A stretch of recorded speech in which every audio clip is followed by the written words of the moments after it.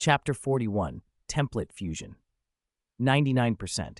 It was unimaginable that his father, Jonathan, had sold the farm he'd worked for half his life without speaking to anyone in the family first. "Dad, who did you sell the farm and house to?" Clark asked, unable to hide the shock in his voice. Jonathan handed him the contract. "I sold it to Rex Rickman of Rickman Enterprises. He plans to build a chemical plant here." Martha stared at the paper as if it might change. She had watched her husband rail against polluting factories for years. "Why would you do something like this?" she demanded. Jonathan still seemed stunned. He ran a nervous thumb along the signature. "I don't know what happened." He described the day in a small, uncertain voice. "I was working in the barn when he walked in with his men and offered to buy the farm again. I refused him. He looked regretful, shook my hand, and left. After that," he stopped as if the rest of the memory had been hollowed out. "I somehow, inexplicably signed this." Somehow? David picked up on the key point immediately. Jonathan pushed the contract into Clark's hands. The signature on the printed agreement was unmistakably his own. David and Clark leaned closer. Both could see the familiar loops and flourishes. "I don't recall that part either," David said slowly. "But it really is his signature. The handwriting matches perfectly." Jonathan shook his head in despair. "What are we supposed to say in court? That my husband was possessed?" Martha's fury broke free. Her chest rose and fell with each breath. She'd already sent the original contract to a lawyer. "He says there's no loophole. There's almost no chance of winning a lawsuit. We have to move out within 3 days." Clark felt the air leave his lungs. "But this is our home. We've always lived here on this land." Jonathan swallowed, ashamed. "I inherited this place from your grandfather, and I sold it for $100,000. I don't understand." They all wanted an explanation. Who could make Jonathan sell the farm he loved without coercion, without even telling his family? David was the first to voice the possibility the others feared. "It's an ability user," he said. "An ability user?" Clark echoed, remembering the strange people they'd seen: electricity throwers, shapeshifters, insect-like ones. A mesmerist, someone who could somehow erase a person's will, suddenly didn't seem impossible. "Like the guy who attacked the school in Tina?" Martha and Jonathan exchanged worried looks. "What else could make your father sell everything without telling us?" Martha asked. David shrugged. "That's the only explanation I can think of. But how do we fix it?" Clark felt his stomach tighten at the question. Even if they knew who did it, could they get a judge to accept that Rex Rickman used some kind of power to sign his father's name? "Mom, Dad," David said, attempting a reassuring tone. "Don't worry. Let me talk to him." His voice was mild, like an offer to reason. Clark could see the real meaning behind the calm. From previous incidents, he knew David's talks didn't always stay gentle. "I'll go too," Clark said before he could stop himself. Both parents brightened a little at the sight of their son's resolve. "Be careful," Martha urged, clinging to that small comfort. "If it can't be sorted, we'll find a place in town. It won't delay your lives. A family isn't torn apart by where it lives." David nodded and left. Clark caught up with him outside, glancing back at the farmhouse. "They don't know you don't need my protection," Clark muttered as they walked. "If anything, I'm the one who needs protecting, from you." David rolled his eyes. "Protect what? From the man who used his ability to trick our family out of our home?" "Don't be so brutal every time," Clark snapped, stopping him. "If anything happens to Rickman, the Metropolis papers will be all over it. This town isn't big news, but Rickman's empire is. If someone important suddenly becomes a vegetable—" Clark didn't finish the phrase, but David understood. There had been an ugly episode before, where someone had been left in a catatonic state, something Clark still feared being blamed for. He hated the idea of taking another fall in front of their parents. David's expression hardened for a moment. "I don't want the Luthers involved," Clark added suddenly. He'd been taught not to expect favors for helping someone, but he'd actually saved Rex Rickman once and thought maybe that could buy them a solution. "I don't want to associate with the Luther family." Jonathan instinctively objected. "Do you have any other options?" he asked. David thought for a beat, then dismissed other theories. "No, it's an ability user, and Rickman could be the one, but we can handle it without dragging anyone else into this." Clark's shoulders relaxed fractionally. Against his better instincts, he trusted his brother to find a way that didn't involve headlines, or worse. They argued strategy on the walk into town. Clark tried to keep his plan secret, hoping to outmaneuver David and prove he could protect the family on his own this time. David, for his part, suddenly proposed something that took Clark by surprise. "Let's make it a contest," David said. "See who can resolve this safely and properly first." Clark inhaled, then allowed himself a small smile. He'd wanted a chance to show he could be the steady, dependable one. "Your idea's fine," Clark said. He didn't say it out loud, but he intended to take the moral high ground. No violence, no spectacle. David's face showed no excitement. He almost looked bored. "No backing out," he added. Clark squared his broad shoulders. "I'm doing this for your own good," he said quietly. For a moment, David's expression flickered. Half amusement, half irritation. He imagined, with an absurd impulse, pulling a small shard of kryptonite from his pocket to knock Clark back to his usual, less confident self. Then he shrugged and, to Clark's surprise, simply said, "All right." Clark stopped dead in the street. "You agreed?" he asked. David's expression was unreadable. "I agreed," he repeated. They walked on, both of them thinking different things, both of them determined, each in his own way, to save the Kent farm. Somewhere under all of it, a line of text David had seen 2 days earlier kept running through his head. Template fusion 99%. He hoped it meant his abilities could finally be used without killing anyone. He still hadn't told anyone that. Knock, knock. Chloe, still rubbing pillow creases from a nap, padded downstairs and blinked at the porch. Seeing Clark on the step, she squinted sleepily. "Clark, what are you doing here? Came to play?" "Is Uncle Jonathan home?" Clark asked, peering past her into the house, his earlier tough act gone. He was just Clark again. Chloe frowned.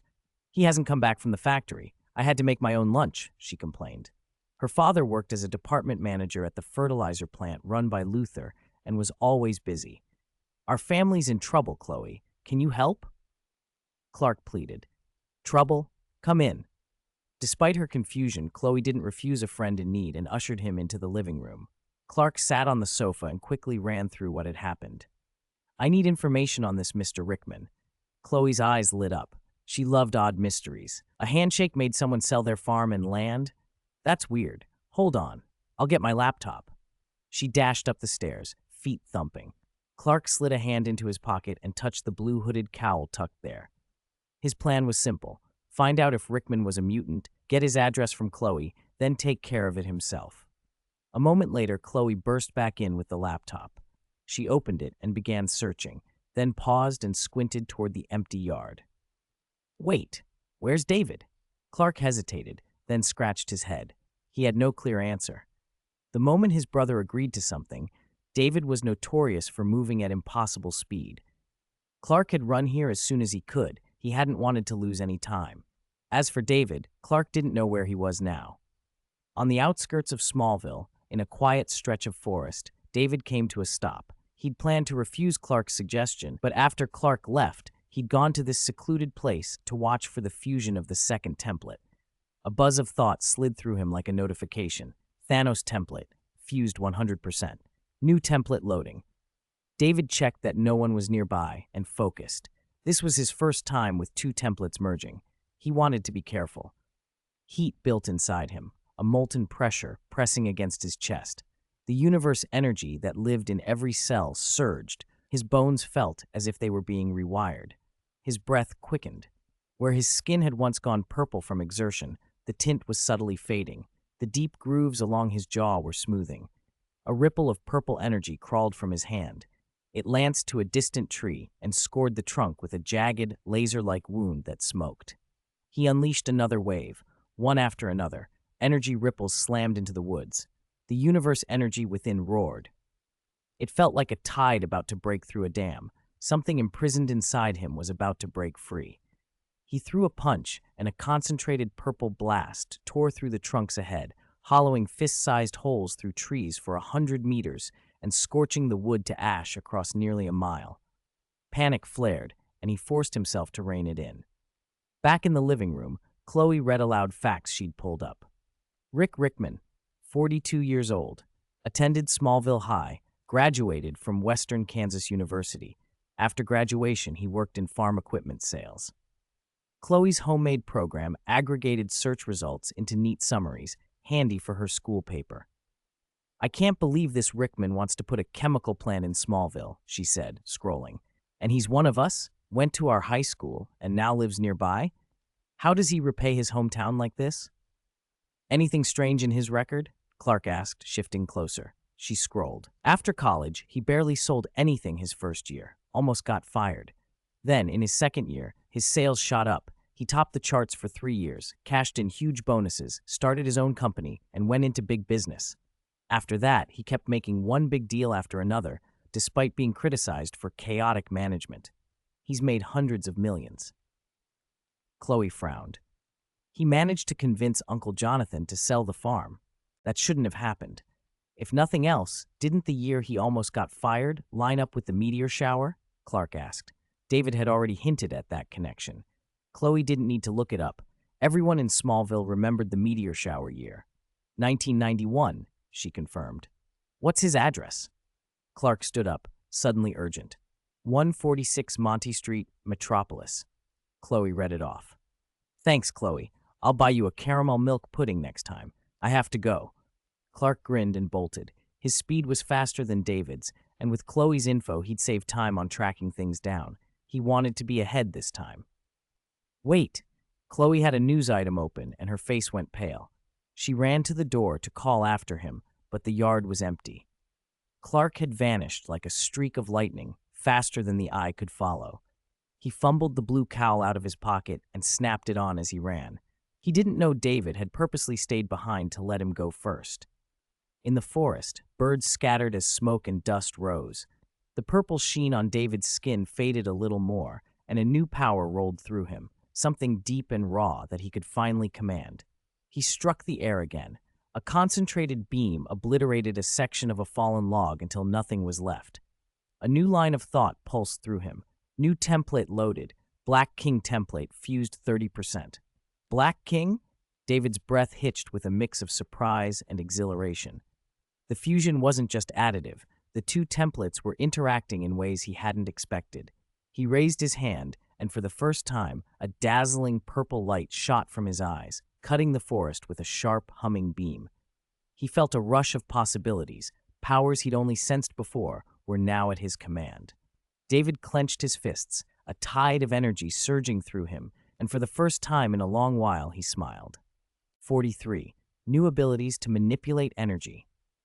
The detached villa, with its stark, minimalist Nordic design, gave off the cool indifference of someone used to getting their way. Rickman returned home after effortlessly browbeating a few stubborn farm owners into signing away their properties. He tossed his car keys onto the coffee table and was about to head for the underground wine cellar when he saw a shadow reflected in the glass surface of the table, someone standing behind him without his noticing. He startled, recoil ingrained in him, every hair on his arm prickling. "Who are you?" Tall and broad, dressed in blue work overalls like a lumberjack, wearing heavy brown boots and a blue hood with 2 eye holes, the stranger spoke in a low voice. "Mr. Rickman, do not be afraid." "What do you want?" Rickman demanded, annoyed and on guard. "You used abnormal methods to get those farm owners to sell their land," Rickman snapped when the man said nothing. "That's not fair." "Control. I don't know what you're talking about." The stranger's voice was calm. Rickman's eyes hardened. "If you want money, don't be mysterious. I don't want your money. I want you to cancel those contracts that were obtained by deception." The stranger moved forward. He was tall and powerful, an oppressive presence filling the room. Rickman feigned fear and took a step back, then in the next instant, lunged to grab the man's neck. His hand found only empty air. The stranger was behind him. "I know how your ability works," the man said quietly. "I think you need physical contact to activate it." Rickman's mind raced. His father, Jonathan, had been fine at first and refused to sign, then had suddenly lost his memory and signed after shaking hands with Rickman. That had made sense only if Rickman's power required touch, like Sean, who had to absorb body heat through contact. If that were the case, avoiding contact would prevent activation. "If you don't want your power exposed," the stranger went on, "you'd better do as I say." "You," Rickman sputtered, turning to the man in blue, eyes wide. You've got a power too. Cancel the contracts, the man said. Or I'll make sure the whole city knows about your ability. He used a method Rickman recognized, an intimidation tactic Fran had once employed on him. You choose, Mr. Rickman. Rickman hesitated, anger and calculation warring in his face. He weighed the options, reveal his secret and ruin his multi-million-dollar reputation, or quietly undo a handful of undeveloped parcels worth only a few $100,000. After a long moment, he said, "All right, I promise." A wise choice. The man's voice was steady. "I'll be watching. If those contracts aren't canceled by sunrise, tomorrow's headlines in this city's papers will have a special space for you." With that, he vanished, leaving a gust of wind that rustled the curtains. Rickman was alone in the room, face twisting through fear, anger, and fury as he clenched his fists. Then he noticed small clumps of dirt and grass scattered on the dark gray marble where the man had stood. An idea lit his eyes. He crouched, picked them up carefully, and smirked. "Fair? You know who I am, and I don't know who you are. That's not fair." He tapped a number on his phone. "Hello, is this the Metropolis Geological Survey? I need to submit a few soil samples for testing." In the forest, David felt power thrumming in his hands. He punched a large tree, one an adult could barely wrap their arms around. Crack! The tree snapped under the force, fell with a sound that sent branches scraping, and kicked up a cloud of dust. He turned to another tree and punched it again. Wood chips flew. The snapped trunk sailed several meters before landing. "I used the same amount of force for both punches," he muttered. The difference was that the second punch carried the kinetic energy he had absorbed from the first. This was the Black King's ability: absorb energy in many forms, convert it into his own energy, and release it at will, boosting strength, speed, and endurance. He could take in kinetic energy, heat, electrical energy, even magic energy, and he had defenses to match. The Black King can, at theory, drain a small reactor without breaking a sweat, he thought. That makes him a terrifying template. The enormous reserve of energy inside him surged. Fusing with the Thanos template had raised his absorption ceiling dramatically. Thanos, as an eternal mutant, carried universe energy in every drop of his blood and every cell. His body was an energy container. But right now I'm mostly absorbing kinetic energy, David realized. Absorbing kinetic energy felt effortless, like breathing. He shot an energy beam from his hand that ignited the wood chips on the ground. He then plunged his hand into the fire. It was much harder to draw that heat energy in. The sensation was rough and awkward, like trying to swallow dry, unprocessed grain when you're parched. He shook his head. It's probably because the fusion rate isn't high enough. He withdrew his hand and took a deep breath. A sudden gust of wind extinguished the fire before it could spread. When his fusion with the Thanos template deepened, he expected he could absorb electrical and heat energy more smoothly and, eventually, even magical energy from the mystical side. When that happens, my magic resistance will be terrifying. Most superhumans don't have special resistance to magic.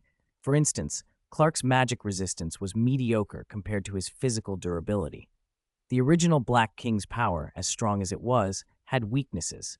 Internal energy depleted with use and had to be replenished by taking hits or other messy methods. After fusing with the Thanos template, those flaws were disappearing. David felt universe energy inside him spontaneously regenerating. His eyes shone.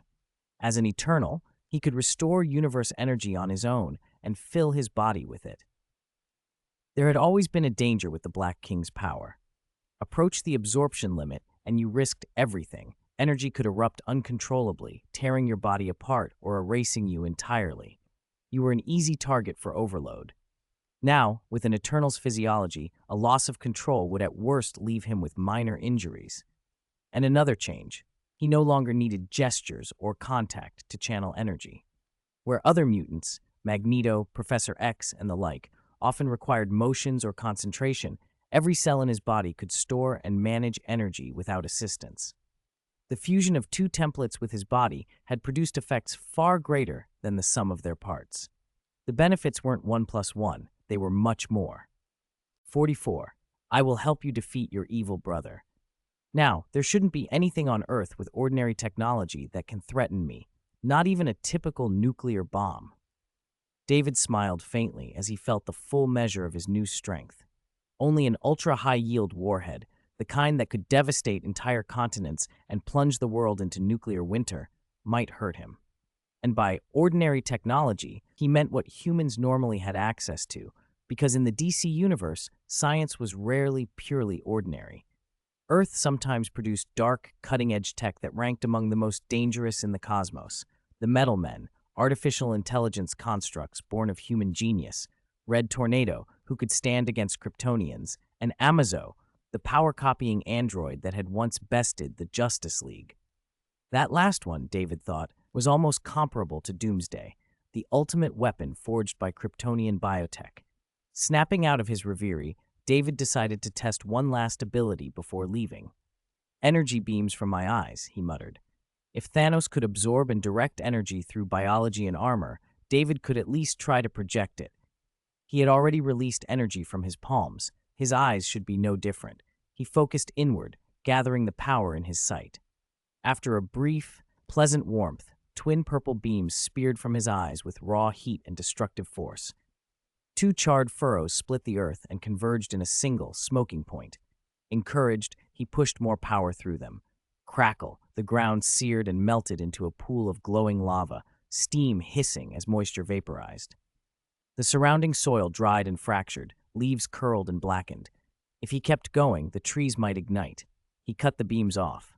The residual purple glow in his eyes made him look like some terrible, aloof god standing on the scorched earth. He blinked once, warmth still lingering. No problems. There was no meaningful difference between projecting power from his hands and from his eyes. Satisfied that none of his abilities were unstable, David cooled himself and readied to leave. He didn't care about Clark's talk of competition or who was superior. Still, a niggling worry remained. Even a fully experienced Superman could falter. A younger one might slip. A faint crack, like a dry twig snapping, came from the bushes. "Come out." David's expression hardened. He turned his gaze to the undergrowth and issued a low command.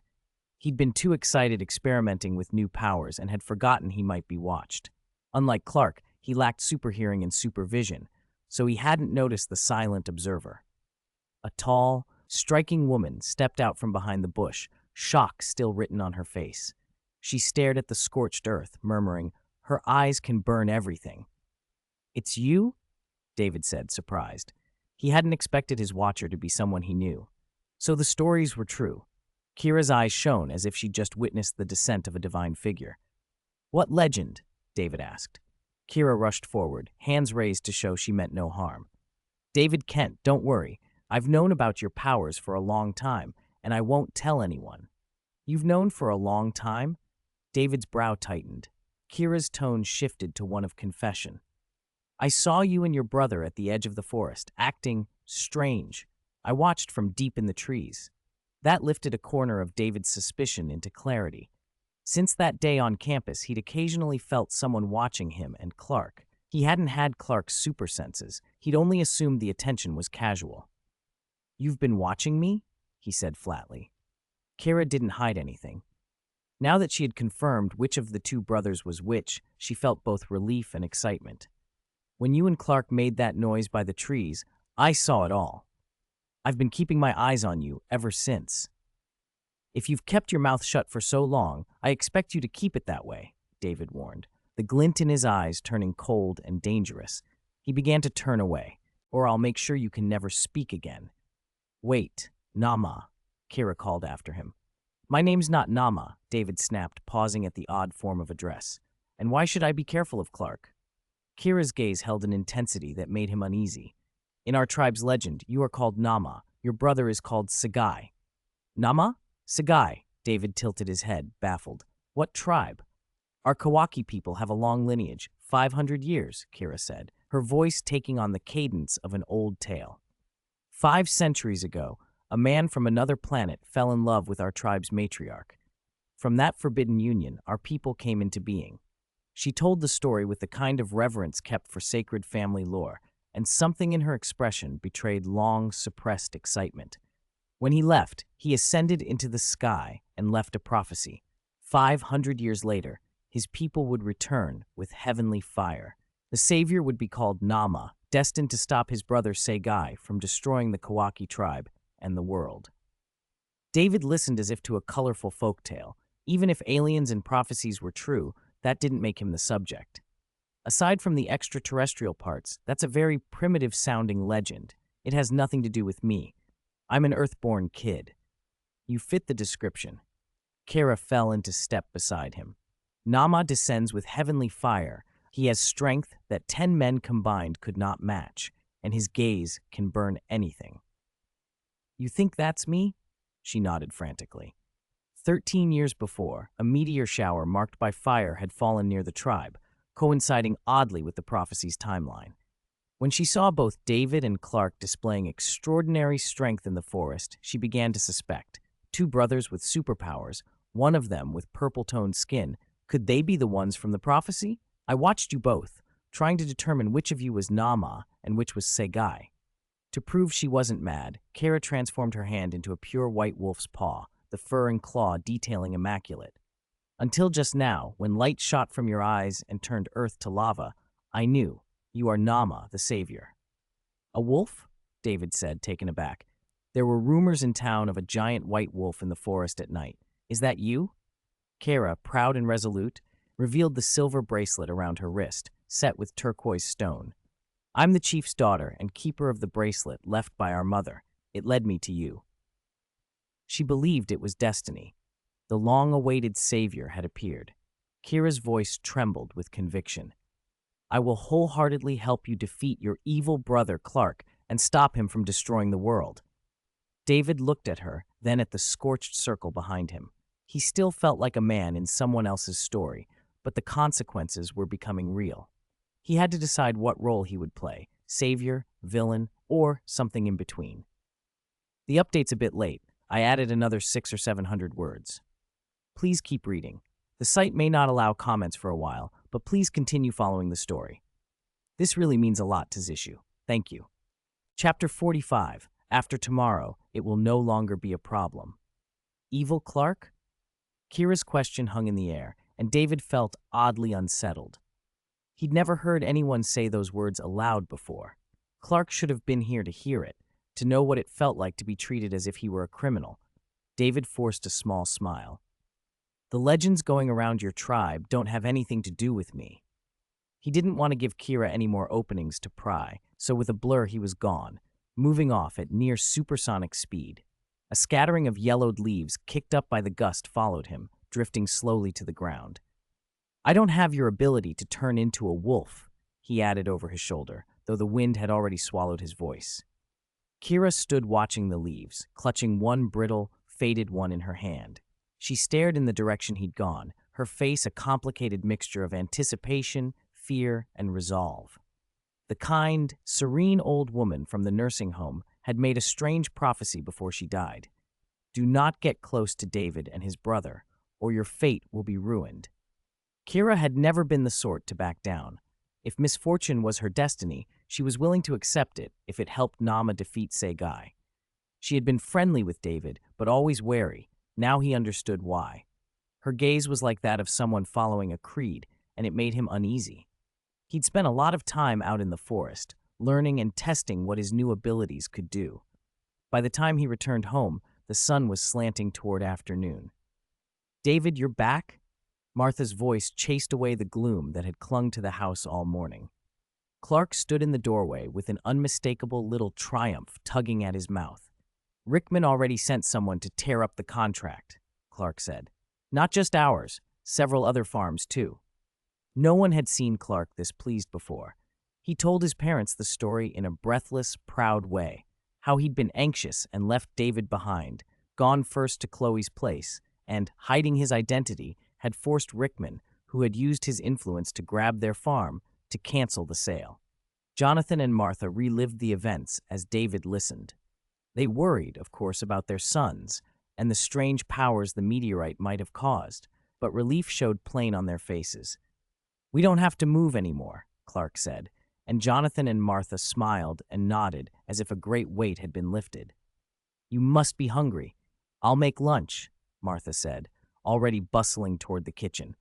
It'll be ready before you have to go to school. Jonathan put a hand on Clark's shoulder with relief. If it weren't for your quick thinking, son, we wouldn't have settled this so cleanly. Good job. David tried to let himself share their relief, but a small, sour knot tightened in his chest. Clark was glowing with pride, and their parents were gentle and grateful in a way that made David feel sidelined. Standing beside his brother, he kept his voice level. Is that something to be happy about? They're too kind. The house and the farm were already ours. Clark frowned, then pulled David aside and lowered his voice. Don't you think Mom and Dad are taking it too lightly? They were talking about reporting Rickman, getting him flagged so he can't use his powers to steal from people. It would be obvious, David said, watching his parents move around in the kitchen. If several farm owners suddenly complained and went to the police, Rickman would become the obvious target. He'd smell a rat. If he realized someone had noticed, he'd suspect the man in blue is you. Jonathan and Martha had already hesitated when they discussed it. The thought crossed their faces. We could team up with the other farm owners, Clark said. Report him together. That's a plan, David said slowly, but he didn't really believe it would work. A baseless complaint, without hard evidence, might not convince the police. Rickman was rich and well-connected. With his influence, and whatever abilities he had, it might be next to impossible to bring him down legally. Clark brightened anyway. Mom and Dad would feel better if they could do something. If they keep it inside, it'll fester. David suggested the joint report more to soothe them than because he thought it would succeed. He wanted to give his parents something to hold on to until tomorrow. After tomorrow, the problem would no longer exist.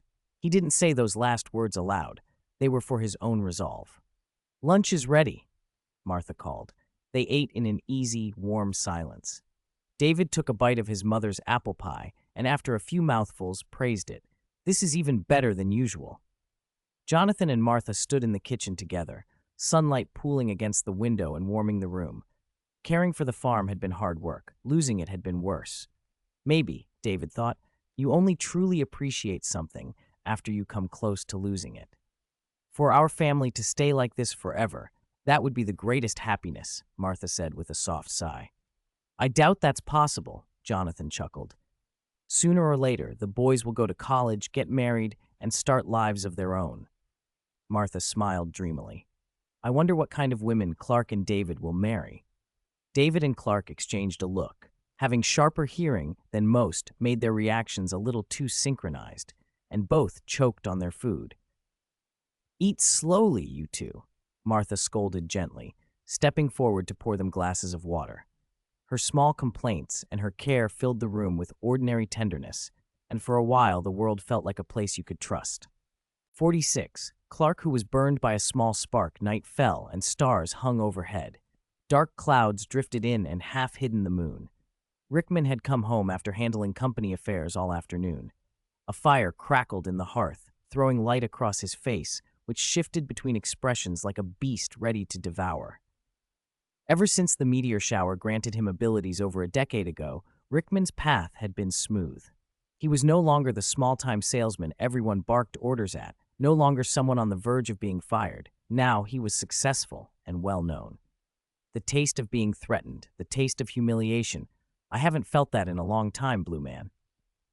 He examined a few sealed test tubes, dirt clinging to the soles of his shoes. Those samples had been sent for testing. Results were due tomorrow. Send soil from these farms to the Geological Survey for comparison. It'll be easy to confirm which farm you're linked to. Rickman's eyes were hard as he fidgeted with the vials. He'd had people collect soil from those farms that afternoon. Soil testing was complicated. Organic and inorganic content, bacteria, traces of fertilizers. Farm soil varied a great deal. Some farms had livestock and manure mixed into the earth. Some grew corn, others wheat, fruit, or vegetables, each using different fertilizers and brands. From this, it won't be hard to trace you, Blue Man.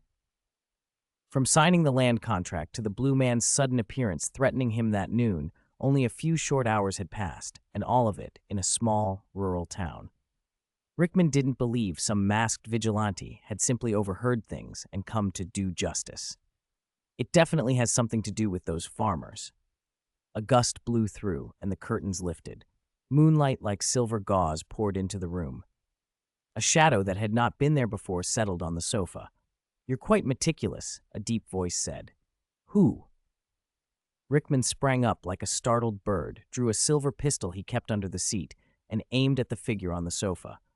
After the break-in by the Blue Man, he'd hidden firearms in many places for emergencies. Wherever one goes, traces are left. The shadow on the couch barely reacted to the gun, speaking as if to himself. Seems someone was so pleased to be a step ahead that he forgot other things. David heard Rickman mention sending soil to the geological survey and knew what that meant. Maybe the son of Krypton had been a little overconfident or nervous doing this for the first time, leaving clues. Someone's almost tripped over their own tail, David thought. Slowly rising from the sofa, he stepped out of the shadows. "Who are you?" Rickman's eyes widened at the purple skin. The gun in his hand suddenly felt useless. After merging with the second template, the vertical lines on David's chin had smoothed away, but when he used the Eternal's strange physique, his skin sometimes took on a purple cast. He had entered at near supersonic speed just moments before, and the color was vivid. David moved, materialized in front of Rickman, and before the man could react, he grabbed Rickman by the throat and hauled him out of the villa. Rickman's vision blurred. The world spun.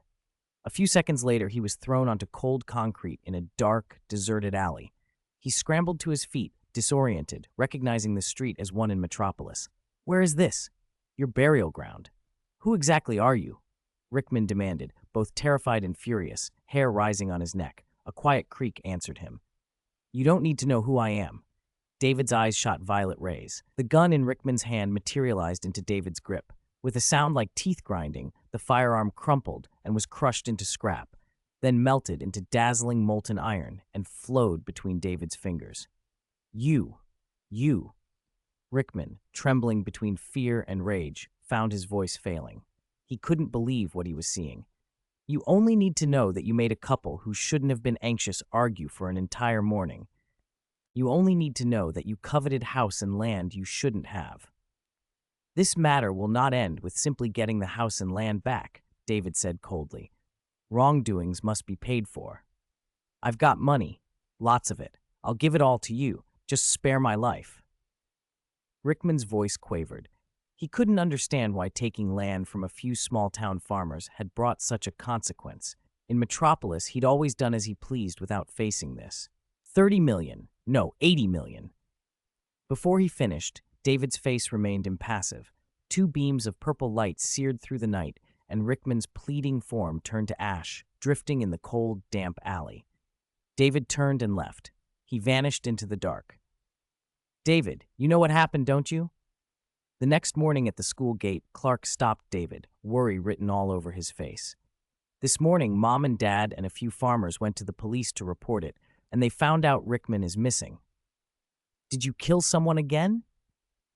Clark didn't want to think it, but a detective had gone missing after an encounter with David not long ago. The two cases could hardly be unconnected. David had been oddly calm the previous afternoon, nothing like his usual self, which made Clark more anxious. "Isn't it normal he'd run from Metropolis, afraid of being found out after you exposed him?" David shrugged. "Anyway, with his abilities, he can live comfortably anywhere." "No," Clark began, then stopped. He wanted to say more, but as they walked into the campus, David casually produced a pitted, fist-sized meteorite from his pocket. Clark backed away half a step. "David, I just asked you 2 questions, and you're already pulling a meteorite on me." Under the meteorite's faint radiation, Clark felt heavier with worry, staring at his brother. "Don't misunderstand. Haven't you forgotten Mr. Reagan's homework?" David weighed the meteorite in his hand. "Mr. Reagan told us to collect rocks using the identification methods he taught. I've been assigned meteorites and rose quartz." It might sound absurd elsewhere, but in Smallville, the town that bragged of being the meteorite capital, meteorites were common. Clark, uneasy about them, watched David walk away, planning to ask again after school. By the time classes ended, low, dark clouds had gathered, and the air felt like rain was coming. Chloe stopped Clark after school to help proofread the school paper, and David had vanished. Missing the bus, Clark walked home, planning to use the time to think about how to bring up the earlier incident. 10 minutes later, he reached the bridge and stopped short. A cold wind tugged at his coat. On the railing stood Avery Reagan, headphones on, staring down at the dam below, flinging pebbles from his bag. Clark recognized him as Mr. Reagan's son, the same Mr. Reagan who insisted his son call him teacher and publicly scolded him for doing half homework. "Avery, get down! It's dangerous!" Clark shouted. Avery, lost in blaring rock music and looking sullen, didn't hear. Thunder rolled, and a bolt of lightning snaked across the sky. Clark ran and wrapped his arms around the boy to pull him off the railing, afraid he might fall or be struck. Wearing electronics and standing high made one vulnerable to lightning.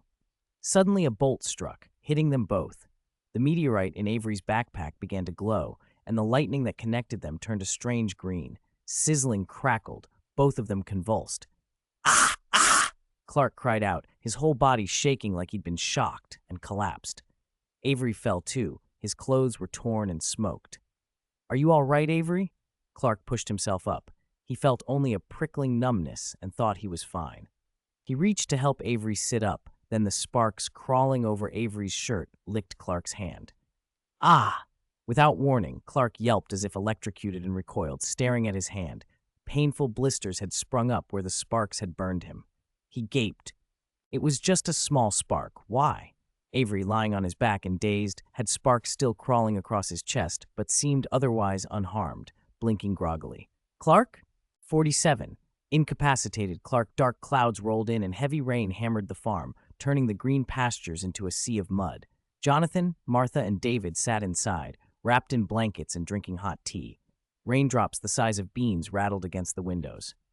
"Why isn't Clark back yet?" Martha asked, peering out at the storm. She cradled a steaming cup of black tea in both hands. "I thought I saw Chloe call him away." "He was probably helping Chloe with her proofreading," David offered, sipping his tea. Jonathan tried to ease the worry in the room with a smile.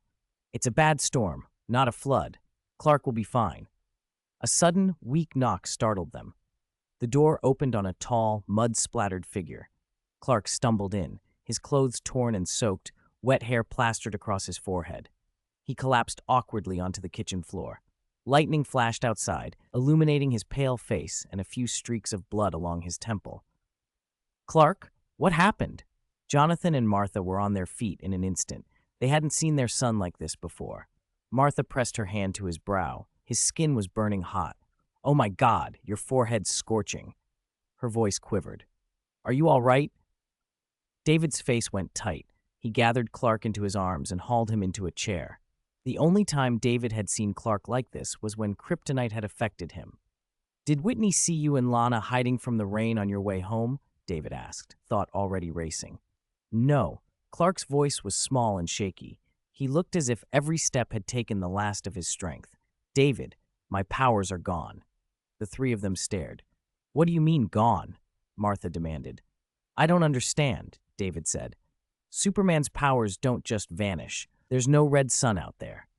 He tried to make sense of it as Clark explained, voice faltering. "I was hit by lightning before I came home, and then they were gone." Clark looked down at his hands. A drop of fresh blood hit his palm. He touched his nose. It was bleeding. His vision dimmed, and he slumped forward, face paling. "Clark?" David hurried to his side. He considered whether Clark might have inhaled kryptonite dust, an obvious explanation for sudden power loss, but it didn't explain the fever. Clark was out cold. "Martha, we need to take him to the doctor." Panic tightened Martha's voice as she moved toward the door, ready to brave the storm. "Wait," Jonathan said quietly, catching her arm. "If they find out, it could cause trouble. We don't know what this is. Maybe it's just a phase, something unusual in his development. Let's not make a scene." David listened to Clark's rapid heartbeat and frowned. "His pulse is strong. He didn't collapse from weakness alone. This feels like overexertion plus a fever. He'll probably be all right with rest and some medicine." Martha's worry didn't fully ease, but she nodded and helped Jonathan and David carry Clark upstairs. None of them could explain what had happened. Confusion clouded their faces as the rain lashed the roof. Meanwhile, down the road, Avery raced for home. His blonde hair and ragged clothes were soaked. Suddenly, his speed spiked uncontrollably. He screamed across the wet ground like a runaway vehicle, breaking the sound barrier and sending raindrops scattering. He slammed into a massive roadside tree, one several people could barely wrap their arms around. The tree exploded under the force, wood and splinters flying. Avery crawled out of the wreckage and stared at himself in disbelief. He was unhurt. How? I hit that tree, and I didn't even get scratched? He tested it again, throwing a punch into the driving rain. The air tore apart with a sonic boom, the blast louder than the thunder. For meters ahead, raindrops and puddles were swept aside as if by a hurricane. Trees were snapped in a fan-shaped path like the wake of a missile. Avery threw his head back and laughed, wild, exhilarated, and a little insane. One eye glinted with defiance. Nothing can stop me now. I'll do whatever I want. His backpack had been ripped when he hit the tree, books and homework scattered across the mud. Normally, he'd scramble to pick them up to avoid his parents' ire. Now the thought made him sneer. With these, who needed school or rules or a strict father? As he moved away, a fist-sized stone, glowing an odd green, rolled from the torn backpack. It looked like a meteorite, humming with a strange light. Avery's legs buckled. The newfound strength drained from him like a tide going out. He fell into the mud, skin burning as the glow pulsed briefly before dimming. My powers, gone? He stared at the green rock with suspicion and a little fear. What is this thing? The next morning, the storm had passed. Sunlight spilled across the farmhouse and warmed the bedroom where Clark lay. A cold compress rested on his forehead. He opened his eyes and felt much better. His parents and David gathered around the bed. How are you feeling? Martha asked, relief flooding her face. Clark pushed back the covers and sat up. A warm current of gratitude swelled in him when he met their worried eyes. I'm okay. David's brows were drawn together. Exactly what happened out there? Clark pressed a hand to his still aching forehead and replayed the blurry events. After school, the dam bridge, the lightning, Avery was there, saving someone. I got hit, but the lightning looked green. It felt wrong. Jonathan and Martha exchanged a look. Jonathan's jaw tightened. A meteorite. David shook his head slowly. Maybe the lightning interacted with whatever that rock was, something like kryptonite dust. That could explain the loss of powers, at least temporarily. Chapter 48, The World Will Be Avery's Playground. A meteorite? What about the meteorite? Jonathan asked, frowning at the mention.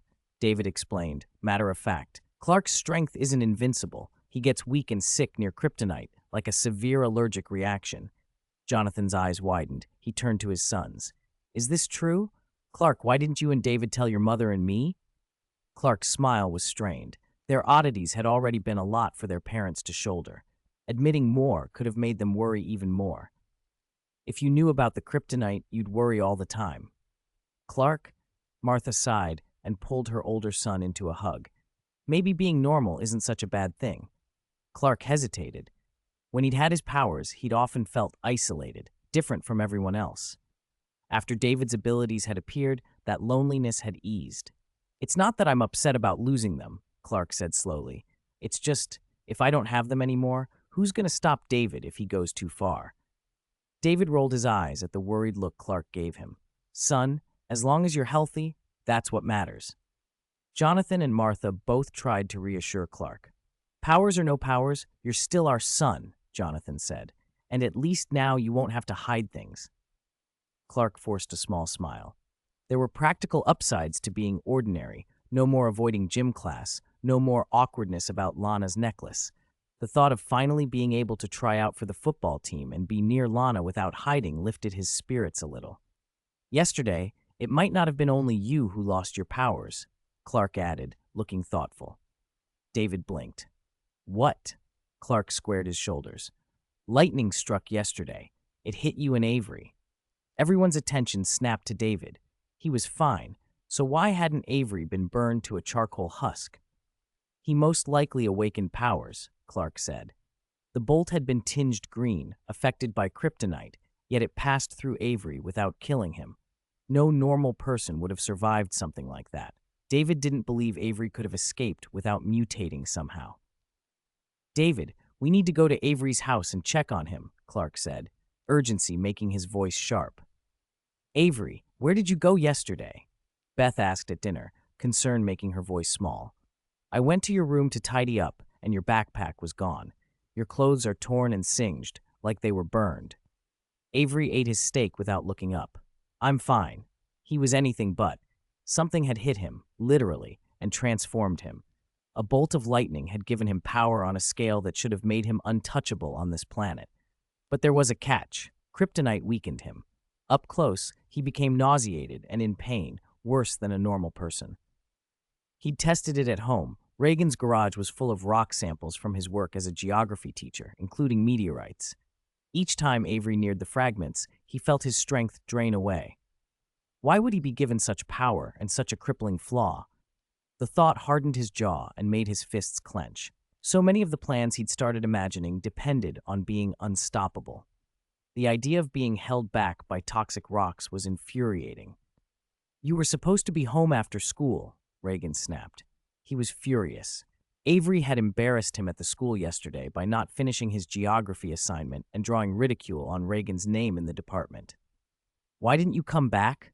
Do you know how much that humiliated me? Say less, Beth murmured, laying a calming hand on her husband's arm. Avery snapped. He stood up, twisting the knife and fork in his hands until they groaned, then slammed them down.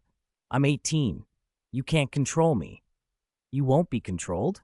Reagan barked back, standing as well. Look at your grades. You're not even guaranteed to get into college. Avery laughed coldly. College? He looked at his father with undisguised contempt. Your vision of my future is tiny. He felt the power thrumming beneath his skin, raw and enormous, enough to crush tanks and tear planes from the sky. Greed and hunger for it made his eyes shine. You have no idea what I can do now, he said. He let the fork drop. Something like a smile, something dangerous, curved his mouth as he wiped his hands on his jeans. I'm leaving this place that's restrained me for 18 years. I can't stand it anymore. This small town was full of meteorites. These rocks made him weak. As long as he stayed, his power would be compromised. Leave town, and the whole world would be open. The world would be Avery's playground. After a terse goodbye and a quick reassurance that he'd be fine, Avery left the house with his brother. They walked along the muddy, waterlogged road. Clark followed behind them, worried. If Avery has powers, he shouldn't misuse them, he said. David's expression was unreadable. Sometimes you have to respect other people's choices. What do you mean? Clark asked. Let go of the savior complex, David said coldly. Standing on a bridge railing in a thunderstorm blasting rock music into his ears, that was Avery's choice. If he stumbled and fell, well, that was on him. People must bear the consequences of their actions. Clark bristled. He's a teenager. Don't be so harsh, David. David didn't bite. Clark had grown up handling things no one his age should have to, and that maturity made him preach caution. He was, after all, still only 18. They continued down the road. Suddenly, David stopped, squinting. 50 meters ahead, something had streaked past at a terrifying speed, tens of times the speed of sound. A shadow blurring along the road and gone in an instant. Even with David's sharp eyes, all he could see was a faint afterimage fleeting into the distance. Clark, now ordinary, couldn't see anything. He watched David watch the empty road, confusion on his face. What's wrong, David? 49. Avery went to Gotham? Clark echoed. David stared for several seconds in the direction the blur had disappeared, his heart pounding with equal parts alarm and disbelief. How could anyone in this small town move at a speed even close to Clark's? That figure came from Avery's place? His expression shifted rapidly as a strange thought took hold. Maybe Clark's powers hadn't simply vanished. Let's go. He dragged a bewildered Clark toward Avery's house. The front door lay in splinters across the lawn, shards scattered like wood confetti. A woman's anguished sobs carried from inside. Oh no! Clark ran in, worried. Their former geography teacher, Reagan, sat slumped on the sofa, a gash on his forehead and a dazed look on his face. Avery's mother, Beth, clung to her husband and wept as if her heart had been ripped out. Seeing that the two were alive, Clark let out a shaky breath. Aunt Beth, what happened? David frowned as he entered and took in the broken door. What did he do when he left? Beth's eyes were raw. He wanted to run away. His father tried to stop him, but Avery shoved him aside. He threw Reagan clear across the dining room. She shuddered. If it hadn't been for the sofa, he'd be broken. Then he kicked the door down. There were these huge bangs and a gust of wind, and he was gone in the blink of an eye. Reagan's confusion was plain. He just threw me like I was nothing. How could he have that kind of strength? Clark's hands clenched. Where did he go? Beth wiped her face, voice tight with fear. He said this place makes him uncomfortable. He wants to go to a paradise for the powerful, a place where laws don't bind you, where numb people wait to be conquered. He said it's not far. He'll come back, she continued through tears. When he returns, he'll wipe away everything that makes him uncomfortable. He said nothing in the world will be able to stop him. David's mouth hardened. The words set off a chain of grim images in his head. Jarek had thought himself above everyone else before. Avery had now gained Kryptonian strength and speed and talked about being unstoppable. A paradise for the powerful, a place where law means nothing. Clark looked lost. Where would he go? Some war zone? David turned and stared toward the direction the blur had vanished, his gaze far away. Gotham. Gotham? Clark's face shifted at the name. Gotham was close enough to Metropolis to be in the same cultural orbit, a city where law often bent to power, where people kept their heads down. If Avery wanted a place of lawlessness and predators, there was no better candidate. After a few moments' comfort for Reagan and the Regans' parents, David and Clark hurried back home to tell Jonathan and Martha what they'd found. You're saying Clark's powers were transferred to Avery by the lightning? Their father asked after the initial shock. David summarized the scene and his suspicions. Clark stood tense, angry, and scared at once. Martha's face filled with worry. If Avery runs off and uses this power for bad, he could hurt people, she said quietly. They had raised Clark to use his strength responsibly, and they feared Avery wouldn't have the same restraint, especially not if he went to a place like Gotham. He won't be fixing fences or plowing fields with this, David said. He has other plans. A cold smile flickered in his eyes as he repeated Beth's warning about erasing everything that made Avery uncomfortable. It suggested Avery had already learned about kryptonite. We have to bring Avery back before he comes back here and does something irreversible with my brother's powers. Clark's hands tightened into fists. He couldn't bear the idea of people being hurt because of what might have been his strength. But how do we stop him? Martha was trembling. You can't just go to Gotham alone, David. Jonathan rubbed his son's shoulder. Sit down. Let's think this through. David looked at his parents and spoke with unexpected calm. I'm going to go to Gotham. The room went quiet. Clark's surprise was plain on his face. David noted how worried his younger brother looked. But there was a purpose behind David's plan. Since Clark had lost his abilities, the benefits David had been getting from Clark's presence, his emotional anchor, if you will, had dropped off. The speed at which he could fuse or adapt to new abilities had fallen too. It was a selfish calculation, and a duty rolled into one. He needed to get Avery back before the situation escalated, and getting the meteorite might be the key. He reached into his pocket and produced a thumb-sized piece of rock.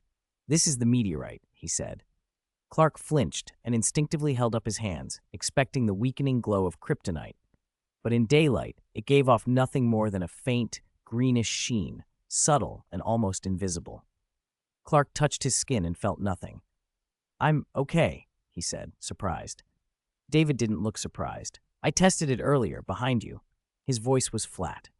Avery's physiology is like yours. If he has Kryptonian-like powers, he should share the same vulnerability. Martha's face went pale. It's still dangerous. You can't guarantee you'll be safe in Gotham, and you can't guarantee you won't make him angrier. I know, David folded his hands. That's why I wanted you to know. I'm not doing this recklessly. Jonathan drew a breath. We won't stop you from going, but you won't go alone if we can help it. And you'll be careful. David nodded to his parents, then met Clark's eyes. I don't think your powers are gone forever, Clark. If they were moved somehow, maybe they can be moved back. But first, we have to find Avery before he decides to remake this town. Clark swallowed and turned to his parents. Martha's hands were clasped in worry. David softened. He sounded younger than his years for a moment. Mom, Dad, you don't need to worry. I'll be careful. Actually, Mom and Dad, you don't have to worry about me. David had stopped hiding what he was. He still wouldn't reveal his eternal mutant body to his parents.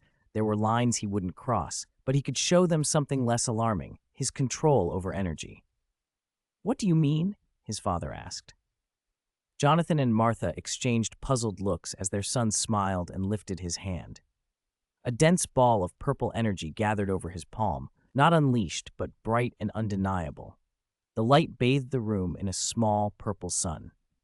"Son, what is this?" Martha breathed.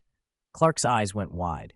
This was not how he'd expected his brother to reveal anything. The living room fell into a stunned, heavy silence while their parents tried to process the surprise. David headed upstairs, Clark following, incredulous. "You actually hid some of this from me?" Clark always told David about everything he could do. The omission stung. "I only awakened it recently," David said. In his room, David hauled a heavy wooden box from under the bed and set it on the table with easy strength. The box was about the size of a cradle. Clark stared as David opened it. Dozens, 70, 80, green glowing chunks of kryptonite lay inside. "These meteorites," Clark started. "How can there be so many?" Clark's shock threatened to topple him. If he hadn't lost his powers, he might have fainted right then. "Why are you collecting so much kryptonite?" "Collecting them," David said, arching a brow. "Is that a crime?" Clark's disbelief flared into anger. Only days after Clark's vulnerability to kryptonite had been exposed, David had amassed enough to fill a coffin. David dug through the cache, casually pulling out a slightly larger piece. Energy fired from his eyes, thin, laser-like beams that sliced the crystalline rock like a hot knife through butter. Layers peeled away until what remained was a flawless ring of inner crystal, an emerald green band that emitted a faint, steady glow even in daylight. Clark felt his face go pale. The sight of that green stone felt like poison. He took a step back, though logically it shouldn't have hurt him. "You'll destroy it once you bring Avery back, right?" he asked, forcing the words out. David put the box away, slid the ring onto his right index finger, and smiled without answering. Clark's gut tightened. He wanted to go with David, but without powers, his parents wouldn't let him. Downstairs, David prepared to leave with no luggage. One kryptonite ring was apparently all he needed. "Son, are you sure you can bring Avery back and not get hurt?" Jonathan asked, worry etched into every word. "No problem," David said. Revealing his ability to control energy had lightened him. "It's mostly defensive. Clark's attacks can't break through it." Clark gave a reluctant nod. He hadn't tested it, but he didn't want to trouble their parents. "Please be careful," he said, and hugged his brother tightly. David hugged back, then turned and walked out, waving. "Gotham isn't far. I'll be back in a few days." Jonathan and Martha stood on the porch watching their son go, fear and hope mixed in their faces. David felt a little helpless. No matter how he'd framed it, parents worried about their child. He left an afterimage in place and accelerated away. Gotham wasn't far from Metropolis. Only a stretch of water separated them. The two cities faced each other across the sea with close cultural and economic ties. Gotham, like Metropolis, had modern skyscrapers and a polished facade. Where Metropolis felt open and bright, Gotham's glamour always seemed to hide grime.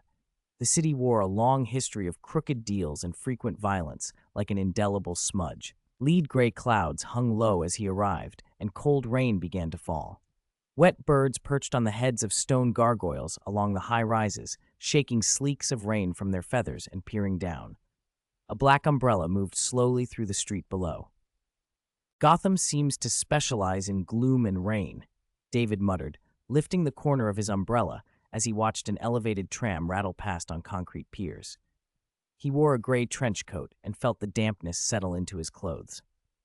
From what he'd seen in the city before, sunny days were a rarity here.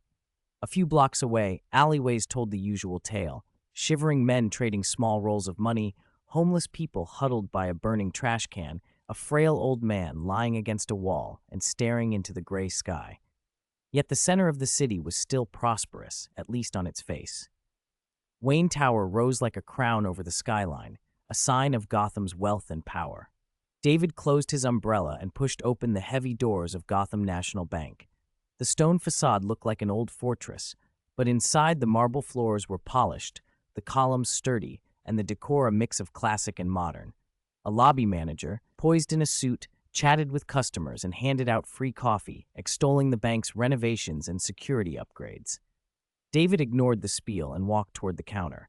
Then a harsh voice cut the air. "Don't be too certain, sir." A gang of robbers burst in, suits and submachine guns, black bags and red hoods covering their faces. Each man wore a red rose on his lapel, like a twisted formal-wear touch. The leader mocked the lobby manager, pointing a gun at him. "I prefer the banks of 60 years ago. You couldn't get a vault door this thick back then. You could blow them open with a tank." Screams ripped through the hall. Before people could move, a gunshot cracked. The lobby manager slumped in a frozen smile, blood spattering the marble.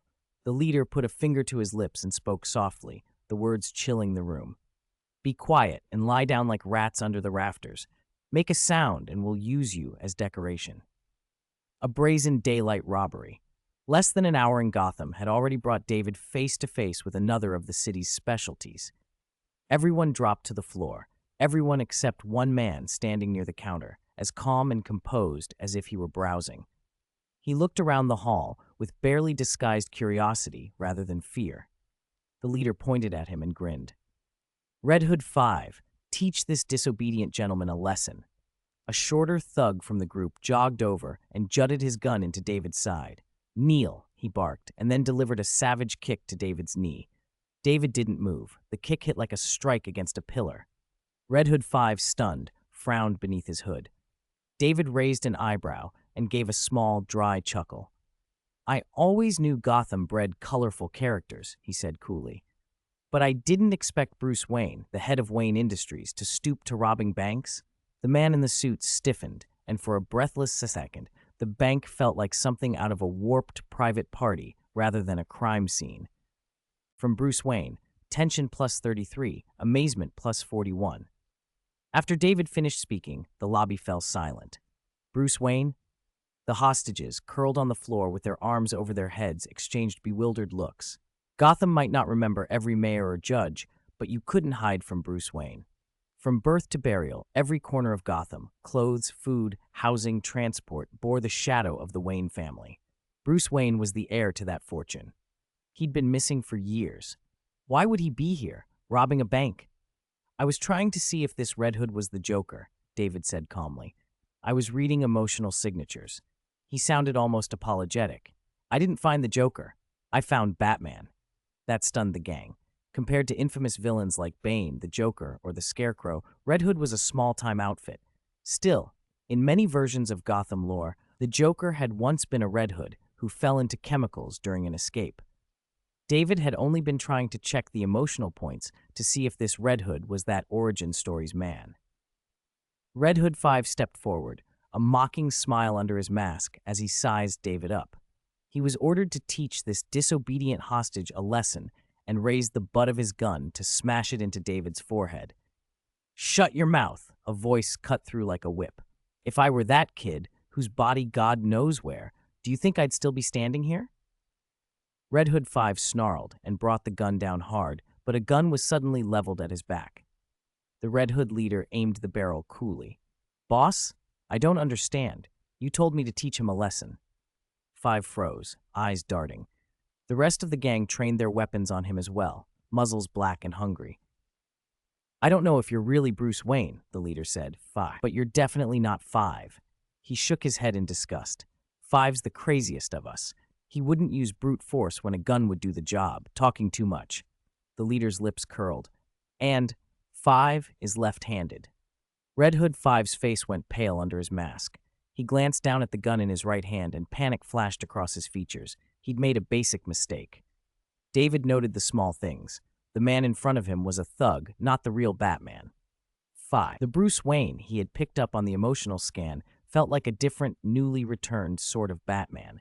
Green, inexperienced, not the cold, infallible figure from later years. "Now, take off your hood," the leader ordered with lazy curiosity. "Let's see who you are. Are you the famous orphan Bruce Wayne, or some cop who thinks he can handle us alone?" A few of the robbers laughed. "We're not Joe Chill. We're not a bunch of idiots who killed the Waynes over a pearl necklace." Someone spat, the name Joe Chill sparking a bitter echo through the lobby.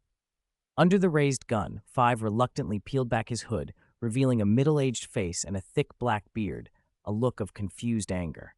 5? The gang's surprise gave him the instant he needed. With a flick of his wrist, Red Hood 5 produced a tiny remote and pressed it. The bank's thick glass door shattered inward with a thunderous blast. The concussive wave sent glass raining through the lobby and knocked several Red Hoods to the floor. Someone rolled a smoke bomb into the chaos. 5 spun toward David, aiming to tackle him and drag him behind the counter. He expected to crush him with the first blow, but as he hit, it was like running into a statue made of bronze. He staggered back, grunting, unable to move the man an inch. David didn't bother to hide his surprised smile. He reached out and casually tossed the stunned tossed one of the men over the solid wooden counter. Where was the bank's security? 2 guards lay in the security room doorway, faces blue, foam at their mouths, poisoned in advance. The robbers had prepared more than guns. "Fire! Kill him!" the leader screamed. 7 or 8 submachine guns barked at once. The counter took the brunt of it. Golden bullets spat and hammered into the wood, only to lose all their force the instant they struck David. Each slug clattered to the floor with a dull sound, harmless. Bruce Wayne crouched behind the counter, head in his arms, staring in disbelief, as the hail of bullets did nothing.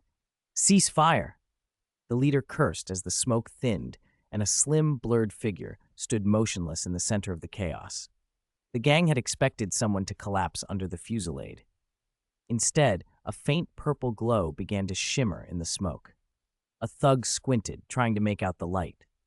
A slender hand rose from the haze, thumb and forefinger formed into the shape of a pistol. The gesture looked like a child's make-believe, that cowboy duel from old silent films, except something real and deadly flowed from between the unforgiving fingertips. The lasers hit with surgical precision. A thug who'd just been lowering his rifle gasped, stared down as a thumb-sized hole punched clean through his chest from front to back. He crumpled, blood blooming on the floor. Panic turned the gang's movements into chaos. They tried to flee, but the purple beams were unerring. One by one, scrambling men slumped where they stood, chests pierced as if somebody were calling roll. One name, gone. Another, gone. Bruce peered up over the counter, eyes wide. He had only just started stepping into the role of Gotham's protector. His planning still had rough edges, but he always kept backups. Now he watched, stunned, as the young man in the trench coat casually, almost playfully, fired those purple beams with finger guns from across the room. Time seemed to slow. For Bruce, the sight was impossible and terrifying. From Bruce Wayne, shock plus 43. How is he doing that, he thought. Bodies pooled on the tiled floor. The Red Hood leader swore, but there was no time left to regroup. The lobby had turned into a graveyard of mistakes. David, calm, dangerous, almost amused, lowered his hand and looked at Bruce with a small, unreadable smile. Author's note, I added an extra chapter yesterday and slept in, so I'm a bit behind. I'll shift the update time a little. There won't be fewer chapters, just a slight delay. Tonight's midnight update will be moved to tomorrow morning, and I'll write extra to make up for it. Sorry for the inconvenience, and thanks for sticking with the story. 52. Gotham can be destroyed easily. Bodies thudded to the marble floor, and the gunfire finally stopped in the bank lobby. Only the terrified people huddled on the ground remained, their screams filling the air. Outside, police cruisers arrived with wailing sirens and formed a cordon around the building. One vehicle after another was positioned as cover. Gotham police officers, shaking, crouched behind them and shouted through megaphones, "Don't move! Drop your weapons! Surrender now!" David pressed his fingers to his ears at the sudden clamor and glanced back outside. None of the officers looked eager to rush in and rescue hostages. They cowered behind their cars like raw recruits at the mouth of a machine gun trench. Some didn't dare to show their heads. A few stood a little straighter, faces pale, pointing toward the bank, their hands shaking as if seized by Parkinson's. Don't be scared. Gotham's elite police are here. You're safe. David picked up the cash he'd just withdrawn from the counter and smiled down at the people on the floor. A gust of wind swirled as he moved, scattering the lingering smoke, and then he vanished from sight. Bruce Wayne watched with widening eyes. He'd studied ninjutsu under the League of Assassins. He knew how a ninja could use light and smoke to appear invisible, but there was no obvious trick to what he'd seen. Seeing the bodies of the robbers and the police hesitating to enter, Bruce hurried up to the bank's mezzanine, crashed through a window, and slipped out into an alley below. The surveillance cameras had stopped recording long before the robbers arrived. After finishing the little interlude of withdrawing cash, David had used only a fingertip to deal with the bandits and left the building. He arrived at a deserted alley a few blocks away. He waited for his skin to return to normal. You could tell he'd been wearing some kind of disguise, and was about to go find a hotel when a deep voice said from behind him, "What's your purpose in coming to Gotham?" David turned. From the shadows stood a man with a voice like gravel. His expression was as stern as perennial ice. The gun he'd held earlier was gone. He stood like a warrior, ready to fight bare-handed, muscles taut beneath his clothes. "You following me? Aren't you afraid of joining your own accomplices?" the man demanded. "You should know I'm not a thief," David replied. Bruce Wayne frowned, unease flickering across his face. The young man before him was shrouded in mystery. Maybe he had some concealed high-tech weapon. Maybe he'd perfected that ninja-style disappearance. Most importantly, one sentence had stripped away part of the young man's disguise and exposed an identity hidden under layer after layer of masks. "You're not a police officer either," Bruce said slowly, "so you have no right to question me." David chuckled. In Bruce's face, Bruce already saw something that anticipated his future, a hardened look that would one day belong to the Batman. Compared with Clark, still a schoolboy in some ways, and not yet the Superman he would become, Bruce's gravity was already closer to what the world would one day need. "I'm not a cop. Who else would risk their life to infiltrate a gang and try to stop a robbery if not a cop?" Bruce's retort came measured, admitting a little recklessness on his part and a few mistakes in how he'd played his hand that night. He didn't have time to babysit a band of bank robbers. Still, he couldn't work out where he'd been exposed. "Maybe you're right, but you forget one thing. This is Gotham." David spread his hands. The boy from Metropolis introduced himself to the city's native. "In this dying city, police officers are part-timers. The real work, enforcing for gangs, running informants, goes to those with connections. Like the men in front of that bank, they wouldn't risk their lives for a few $100s a day." Bruce was quiet for a moment. "Gotham will not always be like this," he said softly, as if reciting an oath he'd already decided to spend his life fulfilling. David smiled and let the phrase fall. He was about to turn and go. "You don't sound convinced," Bruce pressed, taking a step closer, like a leopard locking onto prey. Many people had different answers about whether Gotham still had hope. That didn't shake Bruce's conviction, but he wanted to know what this young man thought. For some reason, the man before him understood him very well. He'd even recognized Bruce beneath the mask. Ancient Gotham once offered countless people the lives and hopes they wanted. Now it is sick, beyond doubt, terminal. David paused, speaking with a kind of indifferent calm. Why Gotham was dark and twisted had 100 explanations in comic lore, built over gates of hell, cursed, controlled by secret courts. Yet one point stood out. Gotham could be destroyed easily, but it was hard to change. If no one brings a cold, precise scalpel to cut away the rot, Gotham will keep festering until it dies. "Like what you do? Killing without mercy?" Bruce's tone turned hostile. He'd noticed the implication. Years ago, after Joe Chill was paroled in a plea deal and then escaped custody, Bruce had once thought of shooting his parents' killer when he walked out of court. Someone had stopped him then. His parents wouldn't have wanted him to slide into darkness and become what they hated. "You seem new here, but you've already taken 7 or 8 lives in this city. Am I not allowed to defend myself from an armed gang?" "I just didn't use a gun," David replied, stepping back. He had come to Gotham to find someone, but Bruce Wayne, in his current state, couldn't help. To the public, Bruce Wayne was still missing. Batman had only recently returned to Gotham, and Bruce probably hadn't yet fully taken charge of his family's affairs. "Oh, and next time, don't throw things at me, Gotham Vigilante." David flicked a tiny tracker from a pocket inside his trench coat. A gust of air swept by. Bruce turned his head to dodge as the coin-sized tracker, razor-thin, whistled past and sliced his cheek before embedding itself into the brick wall behind him. When Bruce looked back, the alley was empty and a cold wind blew through. He was not surprised. He only frowned.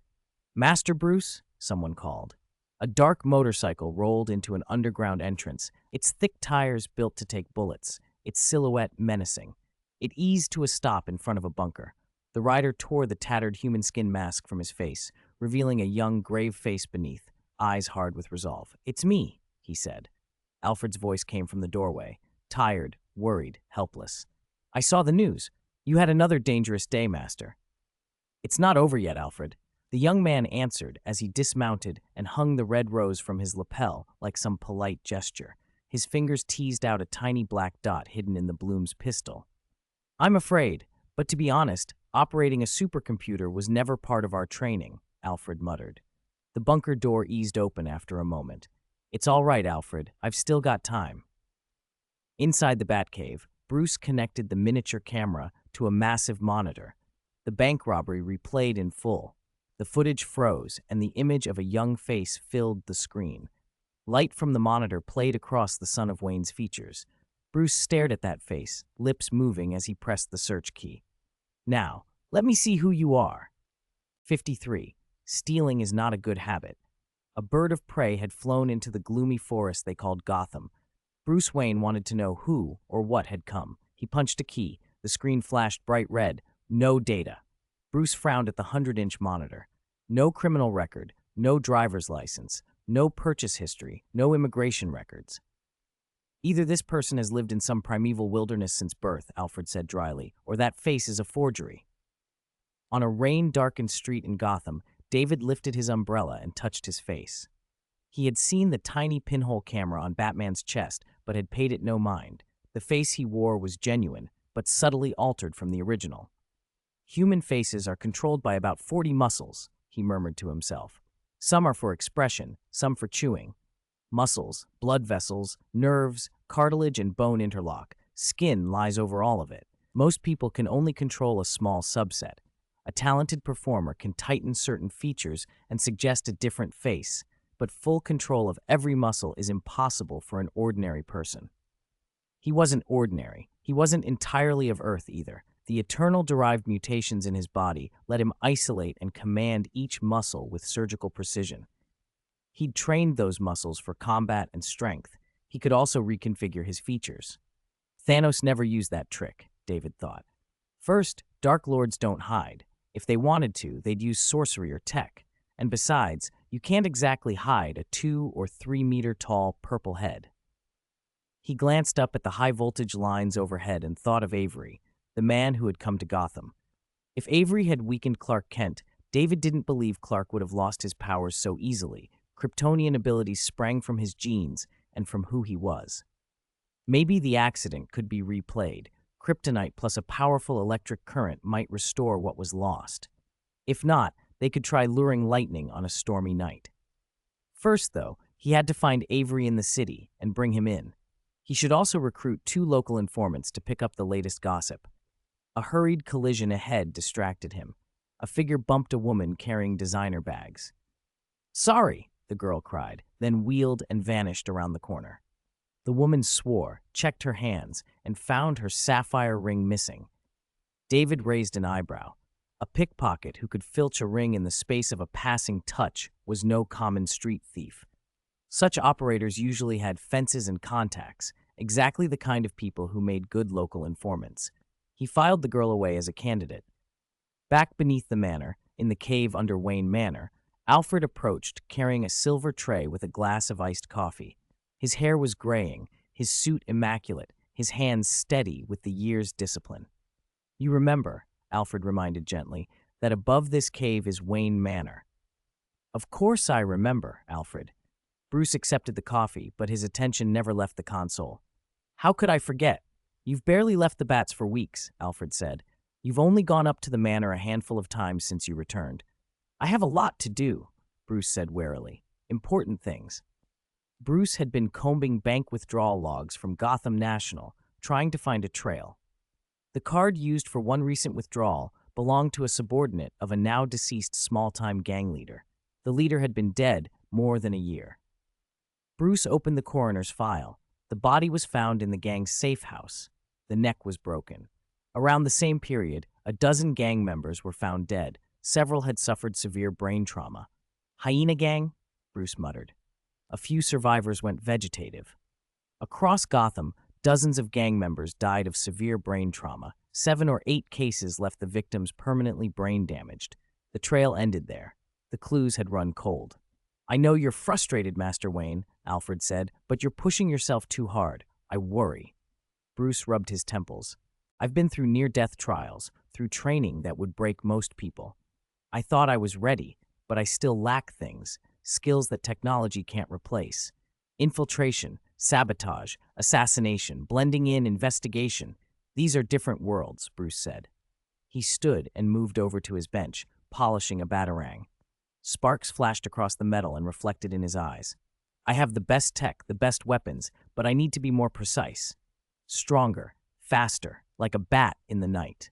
Silent, exact, one strike, never missing." "You mustn't forget to protect what you already have," Alfred replied quietly. "If you keep burning yourself out, things that belong to you may not be there when you need them." "What do you mean?" Bruce asked. Alfred set the tray down. "William Earl has been running the family business for years. Since you disappeared, his decisions have drifted. He's been working the board, trying to get Wayne Enterprises public." Bruce's face darkened. "Going public might be fine for some companies, but Wayne Enterprises isn't ordinary. Once it's public, shares can be diluted. Someone could erase the stakes of a missing Wayne and push him off the board." "You're right, Alfred," Bruce said. Maybe it's time Gotham knew the Wayne heir had returned. He tested that thought with practice. He threw a batarang. It flew for over a dozen meters and struck the target dead center. Elsewhere, in a brick-laid alley, a young woman hunched over the wallet she'd just stolen and slipped it into her waist bag. She pushed a lock of brown hair behind her ear, revealing a pale neck. The loose hair framed clever, gem-bright eyes behind unfashionable square glasses. Her black skinny jeans and a blue-striped women's shirt gave her the look of a studious college kid, unthreatening, invisible. She had put the ring on her finger and admired it. "A standard star sapphire," she whispered, delight brightening her face. "Good quality, one of the better pieces in my collection." She pushed up her glasses and smiled to herself.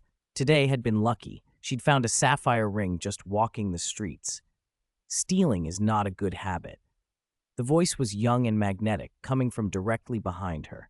She moved with the cat-like reflexes of someone used to being startled. The ring disappeared beneath her palm, and she turned. "Who?" she began. "From Selina Kyle. Nervousness teen." Selina turned and found a camera pointed at her. David smiled in satisfaction and then swiveled his phone to show her the screen. She was on the video, slipping the stolen sapphire ring onto her finger, grinning like a triumphant cat burglar. "Delete it," she hissed. She lunged for the phone, desperate to erase the evidence. David stepped back easily and slipped the phone into his pocket, patting it like a prize. "This is evidence that'll be useful in court." "Give it to me!" Selina tried to snatch it from his hand. She was quick and lithe, but every time she reached, David was just out of range, calm, deceptively casual, like a bee drifting among flowers. After several failed grabs, she wended herself, dropping to her knees, gasping. Then she glanced around the alley and suddenly shouted, as if spotting something behind him. "What is that? You shouldn't pull childish tricks." A rough voice from the entrance cut in with a warning. "A word to outsiders, don't provoke people in Gotham, even if they're thieves." Selina's expression hardened. She drew a black whip from her belt and cracked it with a sharp, terrifying snap. Her whole posture changed, no longer the playful thief, but a black rose with razor teeth. "I just met the coldest, darkest thing in Gotham," she said, voice low. David raised an eyebrow. "By the way, how did you know I was an outsider?" Selina removed her goggles and flicked the whip. The leather lashed through the air like a black snake and struck toward him. "Your trench coat," she said. "In Gotham, where it's always wet, only 2 kinds of people wear trench coats like that. And those are? Outsiders who don't understand Gotham, and people who wear expensive things once and then throw them away." David caught the whip easily, glanced at the dirty hem of his coat, then smiled. "Why not the latter?" Selina ignored him and tried to yank the whip back to trip him. The leather was held fast, as if clamped in a vise. She planted both feet, leaned back, and strained. The wet ground slipped under her. What did your parents feed you when you were little? She spat. Vegetables, apple pie, oatmeal, a glass of milk now and then? David gave the whip a single tug. Selina's lithe body sailed several meters and landed on the other side of the alley, smearing mud across her suit. She groaned and clutched her side. You're lighter than I expected, he said, turning to look at her. How else can I run fast if I'm not light? She shot back weakly. You're the gentleman here, city bumpkin. Selina pushed herself up with a limp and in a flash produced a taser. The cartridge hissed and 2 electrodes snapped out. Let's see how you like this. Zzzt! The prongs hit David's chest, arcs of blue light sizzling. She expected him to collapse, but he simply shrugged, pulled a few barbs from his coat as if removing stray pins, and walked toward her as if nothing had happened. What kind of monster are you? Selina whispered, panic edging her voice. The alley behind her was blocked. She backed up along the wall, realizing he hadn't cornered her just to catch a thief. What do you want? David pulled his phone from his pocket and shook it where she could see the video. You wouldn't want the police to find proof of your theft, would you? Be more specific, he added. The interrogation happened later in a rented hotel room. Selina sat cornered on a chair, visibly irritated and guarded. David stood opposite her, the phone still a threat in his hand. I want to know what's been happening in Gotham lately, he said. All the big events, especially anything to do with the gangs.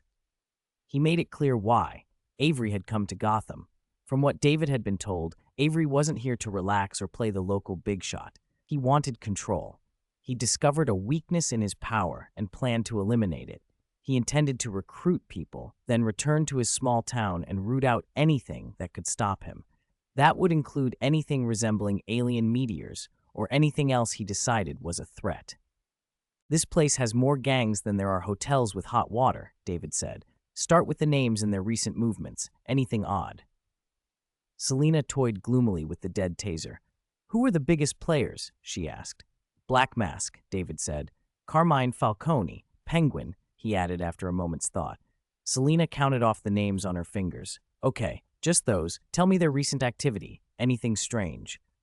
David's casual tone made her pause. She looked up, eyes narrowing. Are you serious? You think they're like the small-town crooks who wet themselves when the sheriff shows up?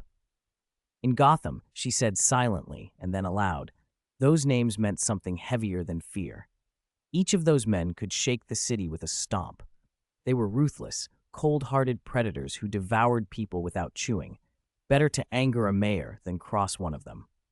You want me to dig into news about them, to poke around and see how their power has shifted. Aren't you afraid that making ripples in dark water will draw sharks? Selina paused at the warning, then let her face harden.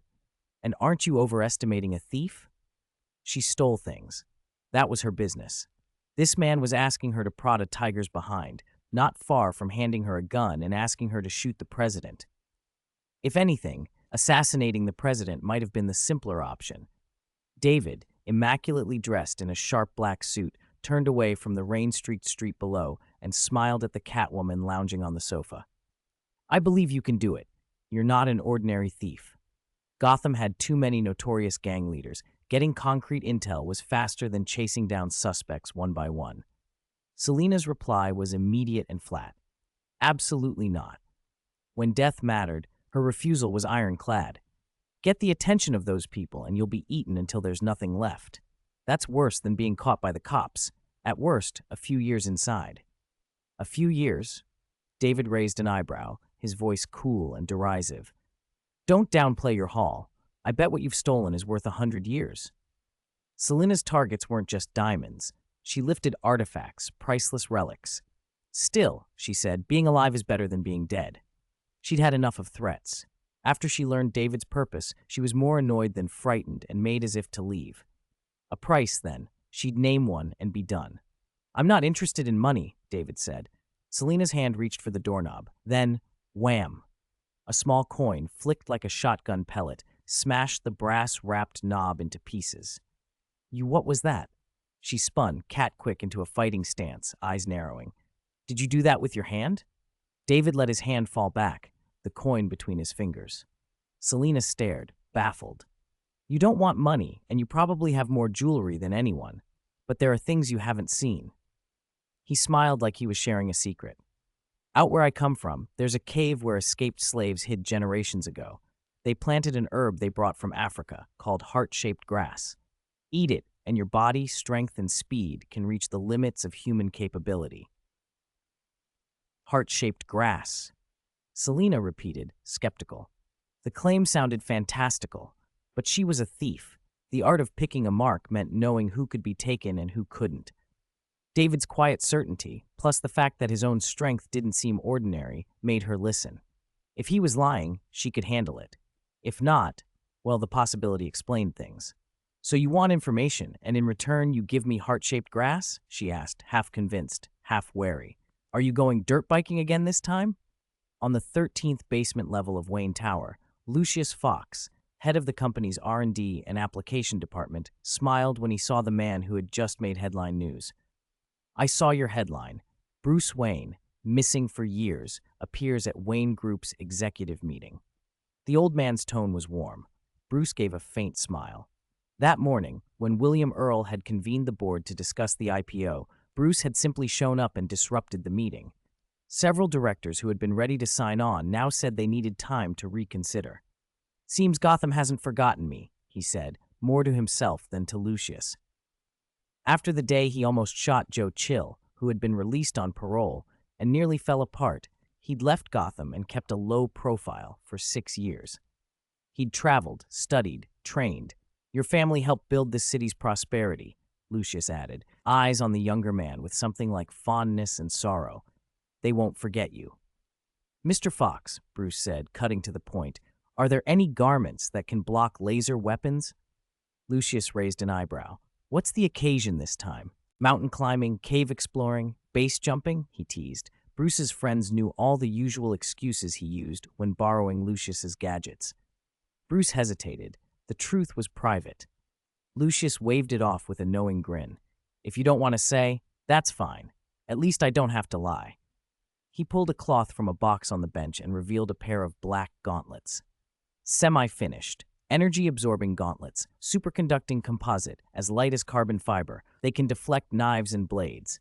Most importantly, Lucius tapped a taser to the gauntlets at the bench. Electricity danced across the surface and then vanished. "It absorbed it?" Bruce's eyes lit. "Lasers?"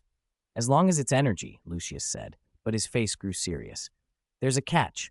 Once the gauntlets reach their absorption limit, even a little more, and they'll explode." He didn't have to spell out what that meant for a human wearing them. The power to blow a tank's armor would turn a person into scattered flesh.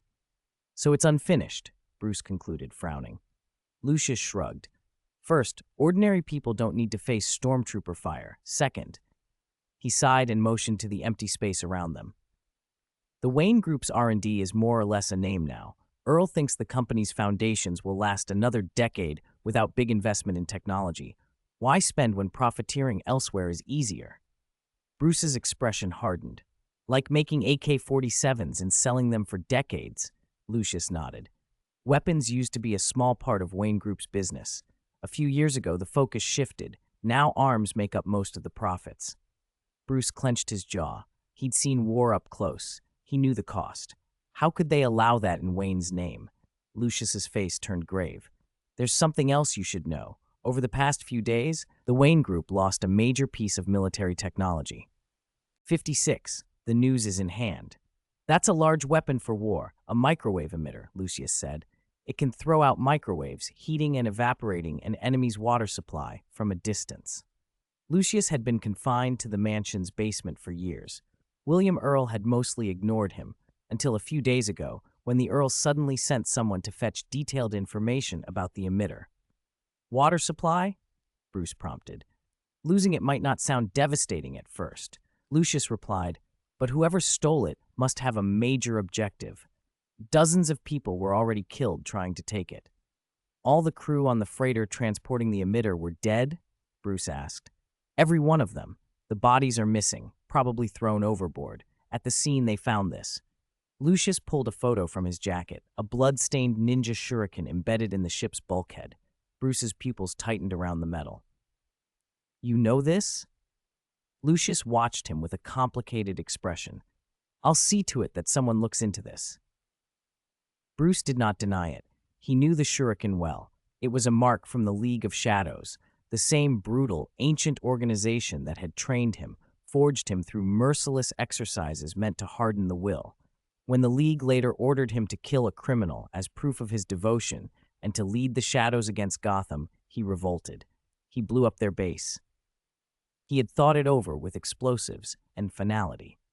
But looking at the photo now, with that sharp storm-before-the-rain memory, he realized the matter was far from settled. Downtown Gotham, Burnley District, Manchester Restaurant, one of the city's finest, glittered under bright lights. The wealthy and influential filled its tables, violins underscored the polite conversation. David and Selina sat opposite each other on the second floor, at a window so clean it reflected the street and gave a clear view of the ground below. "You picked a bold place for an exchange," David said. Selina spread her hands. "If the people you're worried about know who you're dealing with, it doesn't matter where you meet. They'll find you and tear you apart like hounds smelling blood. If they don't notice, then even trading out on the sidewalk would be fine," she added with a shrug. David showed no sign of nerves, only suspicion. He suspected Selina wanted to work off the threat from earlier by squeezing a free meal out of him. He had just glanced at the menu. A single dinner here could feed an ordinary family for a year. Selina looked around with a small, curious smile. The East End was Gotham's slum. Crime alley, where Bruce Wayne's parents had been killed, was in that part of town. Catwoman collected expensive things, but Selina had always believed a thief should avoid being too conspicuous. A throaty roar cut across the street. A silver sports car with an exaggerated, aerodynamic body pulled up and heads turned. A dapper young man in a suit stepped out. The waiter watching the street couldn't keep his eyes off the car. "This place gets all the toys," Bruce said lightly to David when the waiter's admiration drifted to him. He had arrived in a two-seater with a model on each arm. Bruce straightened his jacket and helped them from the car, then walked up the stairs.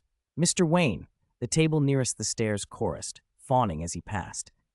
News about Bruce's return had dominated the airwaves. His presence here only fed the spectacle. Selina sighed, a mix of scorn and something softer. Some people are just born into everything. David thought about Selina's past. Her mother, Mary Kyle, had been cold, trapped in an unhappy marriage, and had preferred the company of cats to her child. One day she had killed herself. Selina's father drank himself to death and was cruel to her because she looked like her mother. After he was gone, Selina drifted on the streets until she was sent to an orphanage. He almost said that Bruce Wayne hadn't had an easy childhood either, but it would have been a poor comfort. Not far from them, several directors from Wayne Enterprises were dining, guests of William Earl. "Bruce, you're here?" A flicker of disdain crossed a director's face when Bruce appeared with models. He had pulled out all the stops to make a case to the board, and now it seemed the young Wayne had returned to steal the spotlight. At the corner of the stairs, Selina waved to a provocatively dressed woman threading her way up. "Mary, over here," she called. Pushing her sunglasses down, the woman glanced at David, smiled a little too brightly, and slid into the seat. She pushed a brown envelope across the table toward Selina. David frowned. The woman's pupils were dilated. She seemed tipsy. Could information from someone like this be reliable? "You want to eat something?" he asked the woman. Selina had paid for Mary's channels. After she accepted the payment, Selina invited her to stay for a bite, but Mary shook her head. "No, the place makes me nervous." She blew a kiss at David, swayed a little, and left without another look. "She's one of my contacts," Selina explained, handing the envelope to David. "Her sources aren't high class. Waiters, pickpockets, street kids, dancers, junkies in alleys, corrupt cops. But the stuff she brings is usually solid, most of it's first-hand." David flipped through the papers. He was skeptical. People like Mary didn't inspire confidence.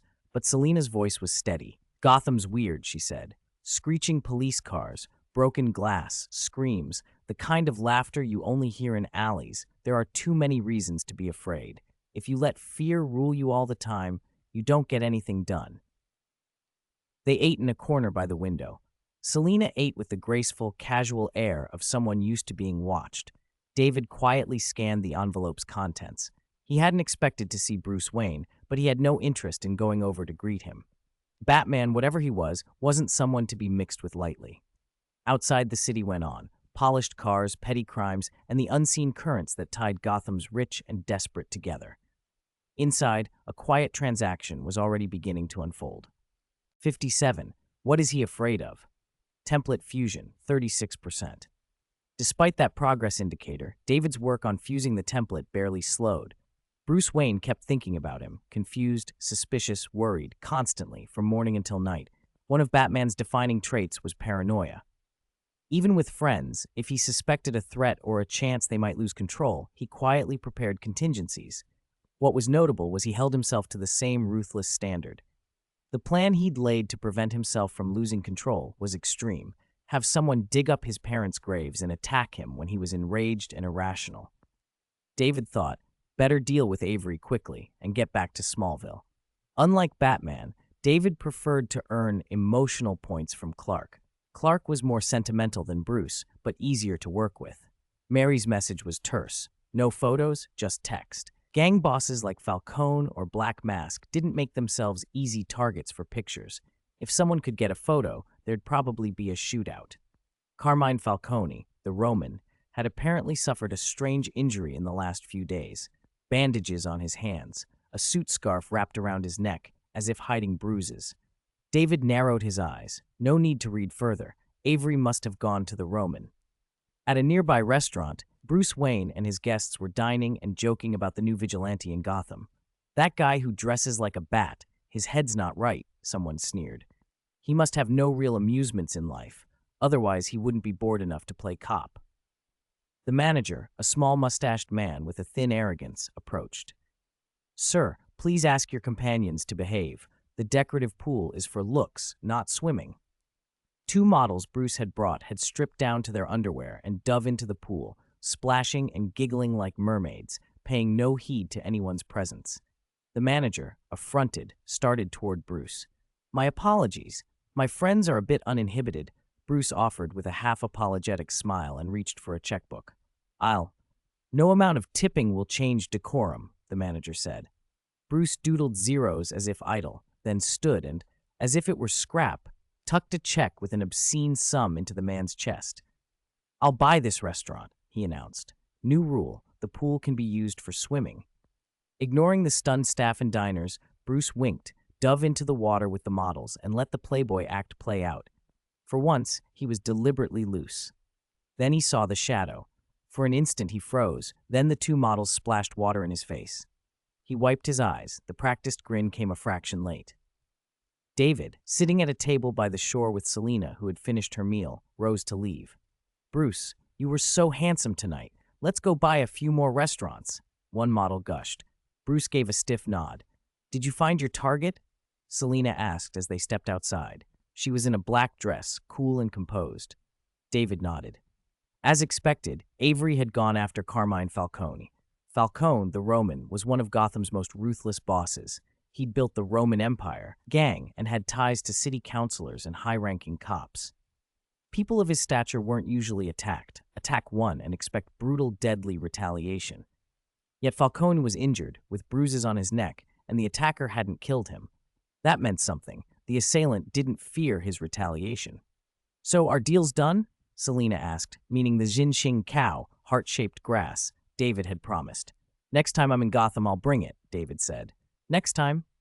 Selina was incredulous. "Don't you know plants have seasons?" David smiled, then glanced back at Selina as if puzzled. "What's that?" "What?" Startled, Selina turned, and the man who had been there was gone. The street was empty. David's shadow had vanished. She realized she'd been tricked. Rage tightened in her chest. She could feel her breath shorten, teeth bared like an indignant black cat. "Don't let me see you again, you." Then reality cut through the fury. From yesterday until now, she didn't even know his name. The thought made her cheeks hot. A beautiful woman standing outside one of Gotham's priciest restaurants with her composure slipping. Passers-by shook their heads, assuming she'd been used and discarded by a rich playboy. Someone tried to come over and make conversation. "Miss," they offered. "Get lost," she snapped. Night fell deep and black. On an old estate at the edge of Gotham, Falcone's killers and their fierce dogs patrolled the grounds. The Romans' headquarters was fortified like a prison. David, wearing a sharp suit, stood outside the estate and thought. Sometimes even childish tricks worked on people. As for the heart-shaped grass, the Shin cow, that was in another universe. He didn't have it on hand. At least Selena hadn't gone home hungry. She'd had an expensive meal at the restaurant she'd wanted to visit. Inside the estate, the Romans' master bedroom was occupied by someone else. Decadent noises leaked into the hall. Falcone stepped out, face ashen. The godfather of Gotham's underworld, short, neat, iron-gray hair, and a face that commanded obedience, moved through his people. Someone rushed up to speak. Falcone silenced him with a calm hand. "Too close," he said, and they fell back. They moved to another chamber. "Did you find him?" Falcone asked. "Boss, his name is Avery Reagan, a middle school student from Smallville, Metropolis," a subordinate reported. "A middle school student?" Falcone touched his neck, recalling the intrusion. Some time ago, someone had broken into his estate without firing a shot, appearing before him in an instant. He'd grabbed the intruder by the neck and threatened to break it if he didn't submit. "A middle school kid nearly choked me to death." The humiliation lingered. The gang had been turned into the kid's toys. Falcone had been made to kneel and obey. "We've planted people around his parents," the subordinate said. "With one order from you, we could seize them and use them as leverage." Falcone shook his head. He was no coward. He was over 50 and had built an empire. But even he felt fear now. The kid's skin had withstood submachine gun fire. His speed was beyond normal, almost monstrous. Young men were the most unpredictable in the underworld. Reckless, fearless, able to do anything in a hot-headed moment. Threatening his parents might be a temporary trump card, but it might fail. "How long do we wait?" the confidant pressed. Falcone frowned. "What is he afraid of?" he murmured. The room went quiet. They'd probed the kid multiple times, suggested unifying Gotham's underworld. The boy was wary. He never outright agreed. He only told them to raise assets and gather manpower to obey his commands. That caution baffled them. What could make someone with those abilities hesitate? Before they could answer, the window exploded inward. Glass shattered, spraying the room like glitter, and a cold figure hurtled through the opening like a cannonball. 58. Remarks on the launch graph. The listing might seem sudden, but the time has come. This book has exhausted all the recommendations it was eligible for, and it's time to go on sale. Thank you to everyone who has followed along. I'm extremely grateful and bow in thanks. Today's release includes 2 chapters, one of about 2,500 words and one of about 20,900. With last night's free bonus chapter of over 800 words, that's more than 6,000 words total, exactly my usual daily update amount for a handicapped writer.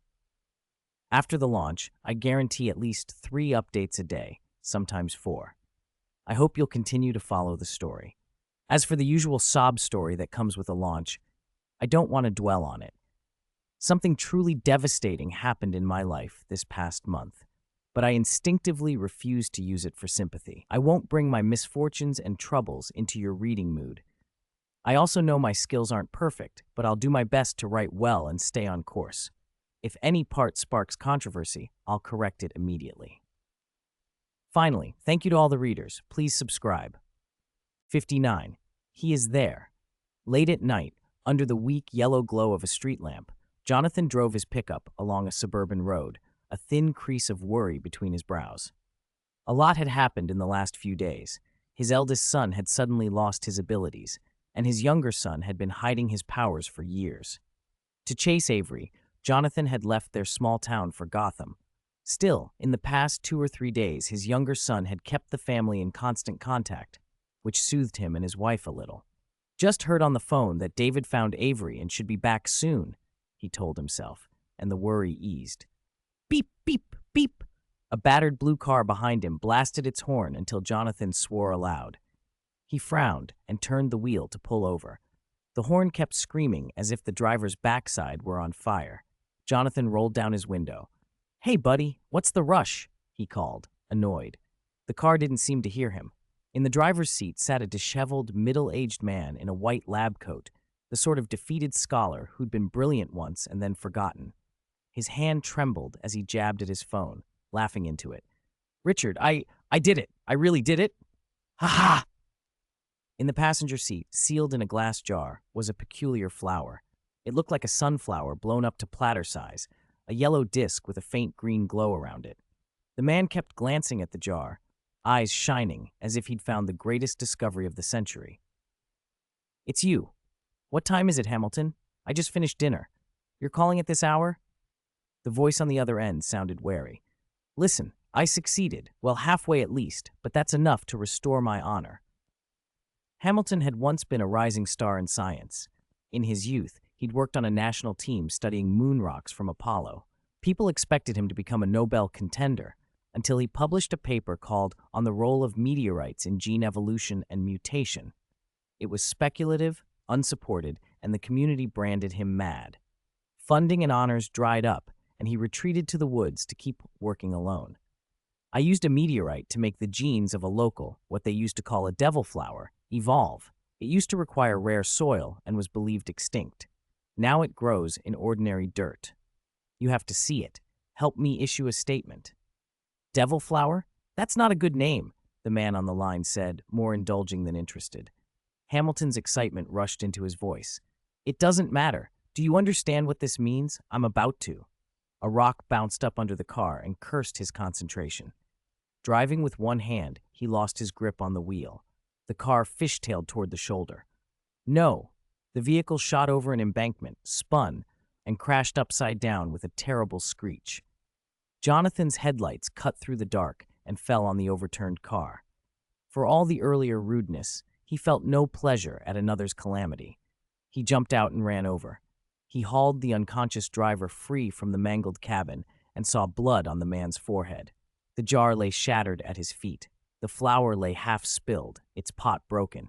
The yellow disc was larger than a silver platter and seemed to glow faintly green. A strange perfume hit Jonathan's nose. A peculiar heat crawled through his body. He ignored it, dragged the man farther from the smoking wreck, then took 2 steady breaths and dialed 911. Behind thick curtains, in a dimly lit room of an ancient manor, Avery lounged bare-chested on an expensive bed. 2 models with flushed faces attended him, feeding him fruit between rounds as a newly installed projector cast a violent video game across the wall. The tiny figure on screen rained bullets down like rain. The thrill was addictive. Everything in Gotham had bent to him since lightning had given him godlike power. He'd crushed one of the city's strongest gangs and was living the luxury he'd once only imagined.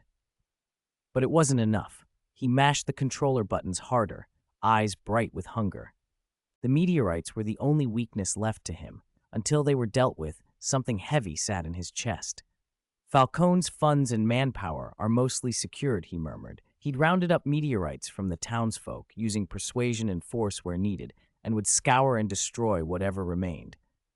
Once the meteorite threat was gone, nothing on this planet could hold him. He planned to rule everything. When that happens, I'll do whatever I want. The game avatar fired wildly. Avery's grin had a predatory edge that made the 2 models beside him watch him uneasily. Then glass shattered. A winged shadow, bat-like in silhouette, cut across the window, slipping into the room. Who? Someone shouted. Assassin! Protect the boss!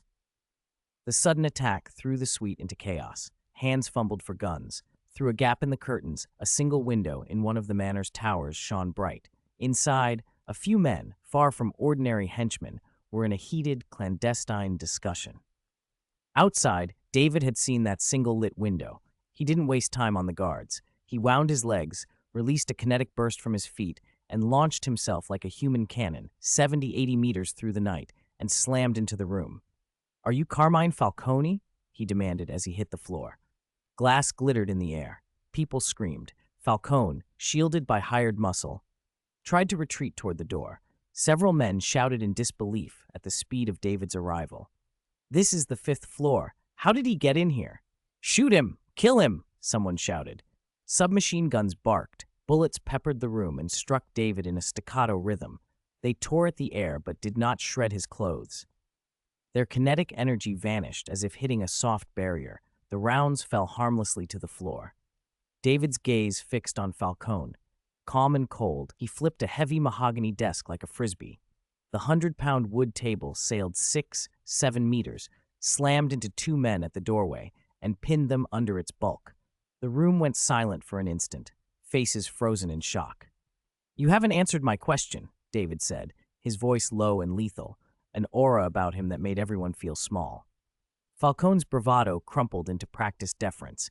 He bowed a fraction, hand over his chest, and smiled like a man meeting a powerful patron. "Sir, I am Falcone. What can I do for you?" David's eyes narrowed. "An unusual fellow came here tonight. Where is he?" Falcone opened his mouth to reply, thinking desperately of how the intruder and the boy he feared might be connected. In just a few days, two unstoppable things had broken into his manor. Maybe his chance to shake off that threat had come. He was about to speak when a roar rose from outside the shattered window, carried on the night wind. From another tower room, a moment later came the flash of flame. A figure with tattered bat-like wings drifted down, dusting embers off its shoulders, disheveled, wounded, but clearly alive. He's in that room," someone stammered. "He's in that room." Falcone pointed, face tight with fear. It had been his bedroom, but now it looked ransacked. Buildings and gangs blurred together in Gotham. Tonight, a place that once stopped children from crying had been treated like an open playground. "Batman?" A shadow slid through the broken window. Bruce's cape, its memory fabric electrified, stiffened into wings, and he glided down, the bat cowl setting his features into a grim line. Gotham was rotten with gangsters. He'd come to Falcone's mansion to make an example, rough the boss up, drag him out, humiliate him beneath the bat signal. But the man in the room wasn't Falcone. By the shattered glass stood a shirtless figure, face hard, waving smoke away as if it were nothing. He looked down at Bruce with contempt, like an insect that would never escape his hand. It was Avery. Before Bruce could move, the young man was suddenly on him, appearing in a blink, seizing him by the throat and lifting him clear off the floor with inhuman strength. Pain flared in Bruce's neck, as if he'd been punched against a rubber wall. He groped for the tear gas emitter on his belt and fired, and in the same breath hurled a magnetic batarang with a small powder charge, meant to blast doors open. Neither affected the shirtless man. Worse, the man seemed to vanish for a heartbeat, as if pried out of reality, then reappeared, tightening his grip. Avery's hand snatched the tear gas can from Bruce's belt as if it were a toy, a mocking smile on his lips.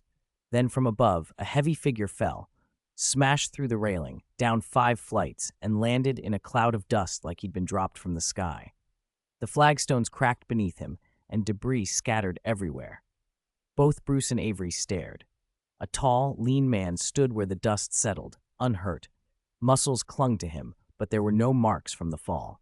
Roof floodlights, set after the commotion, turned the yard as bright as day, and the newcomer glared up at them. He looked familiar to Avery. "It really is you," the newcomer said. Avery's face darkened. They'd been classmates. This wasn't supposed to be possible. Avery's secret had to be safe. Batman rolled away from the corner of the flower bed where Avery had thrown him, clutching his back, and readied himself as gang enforcers converged. He'd expected to find Falcone. Instead, he'd found 2 other predators who had wandered into Gotham's hunting ground. "Who are you?" Bruce demanded, though his voice came out hoarse. Avery ignored him, disgust clear in his tone. He shoved Bruce aside and focused on the newcomer. "You, like me, have powers beyond normal people. How did you get them?" The newcomer only sneered. "Not by getting struck by lightning." Avery's expression shifted to alarm. That was his own secret. Lightning had changed him, and if someone else knew, they knew too much. He snapped. "How do you?" A chaos of barking and the clash of bodies erupted as Batman pressed the attackers. He moved with practiced precision, striking and dodging, trying to keep the enforcers and their dogs from closing. The yard smelled of gunpowder and sweat. This was the Gotham Bruce knew. But the 2 men beside him felt alien, like trespassers from another world. David, the newcomer, stepped forward, voice cold as a winter wind. "You stole your powers and came back here to make a mess. You dragged me into this and forced me to chase you. If you weren't useful, I'd end you right now." He thought it, reluctantly, that he had to keep Avery alive long enough to try and transfer the ability back to Clark. Otherwise, it would be so much simpler to kill him then and there. Avery's temper snapped. He ripped a streetlight from the base and hurled it like a spear. The lamp screamed through the air, a storm of metal and glass. David didn't move his hands. Two concentrated beams of energy shot from his eyes, melting half the lamppost into molten iron mid-flight. The other half cleared him and smashed into the mansion wall, tearing out a section like tissue. David's face stayed unreadable as the air shimmered from the heat. Avery crossed his arms to shield his face as a thicker, purple-hued laser burst out, its energy a terrifying pressure. The force shoved his legs backward, dragging deep furrows in the lawn. Heat warped the air around him, and a sudden burning stung his arms. "Ah!" he cried, stumbling back. For the first time since he'd gained his power, smoke and energy were doing him harm. Panic sharpened his voice. He could have fled, he almost did, but he realized then that David's reactions lagged slightly. His head didn't track Avery the way it should. Avery grinned, feral. "You're strong, but you're too slow." He vanished. Time seemed to thicken around him as Avery flipped on his extreme speed. In less than a blink, he reappeared inches from David, fist drawn back, wind howling like a blade. "Speed is power," he shouted. The air compressed, white waves rolled and snapped. The punch, enhanced by a velocity that made steel seem brittle, was meant to tear through anything. David didn't flinch. He stepped forward, tightened his fist, and unleashed a brutal counterstrike, an explosion of raw energy that hit with the force of a falling mountain. The earth buckled. A shockwave ripped outward, cracking the lawn in dozens of places and sending debris flying like shrapnel. The old mansion trembled. Glass spiderwebbed and exploded in the upstairs windows. Falcone and the others near the window were hurled backward, tumbling. All around, gangsters and hounds were blasted off their feet as if weightless. Bruce saw the devastation and, calculating his odds, fired his grappling hook, snagged a lamppost, and swung himself behind a low wall to avoid the worst of it. Avery, caught in the purple blast, flew backward as if scalded, his skin flushed as if burned alive. He crashed dozens of meters and skidded to a stop, coughing and clutching his chest. He looked up at David, eyes wide with disbelief. "This is impossible."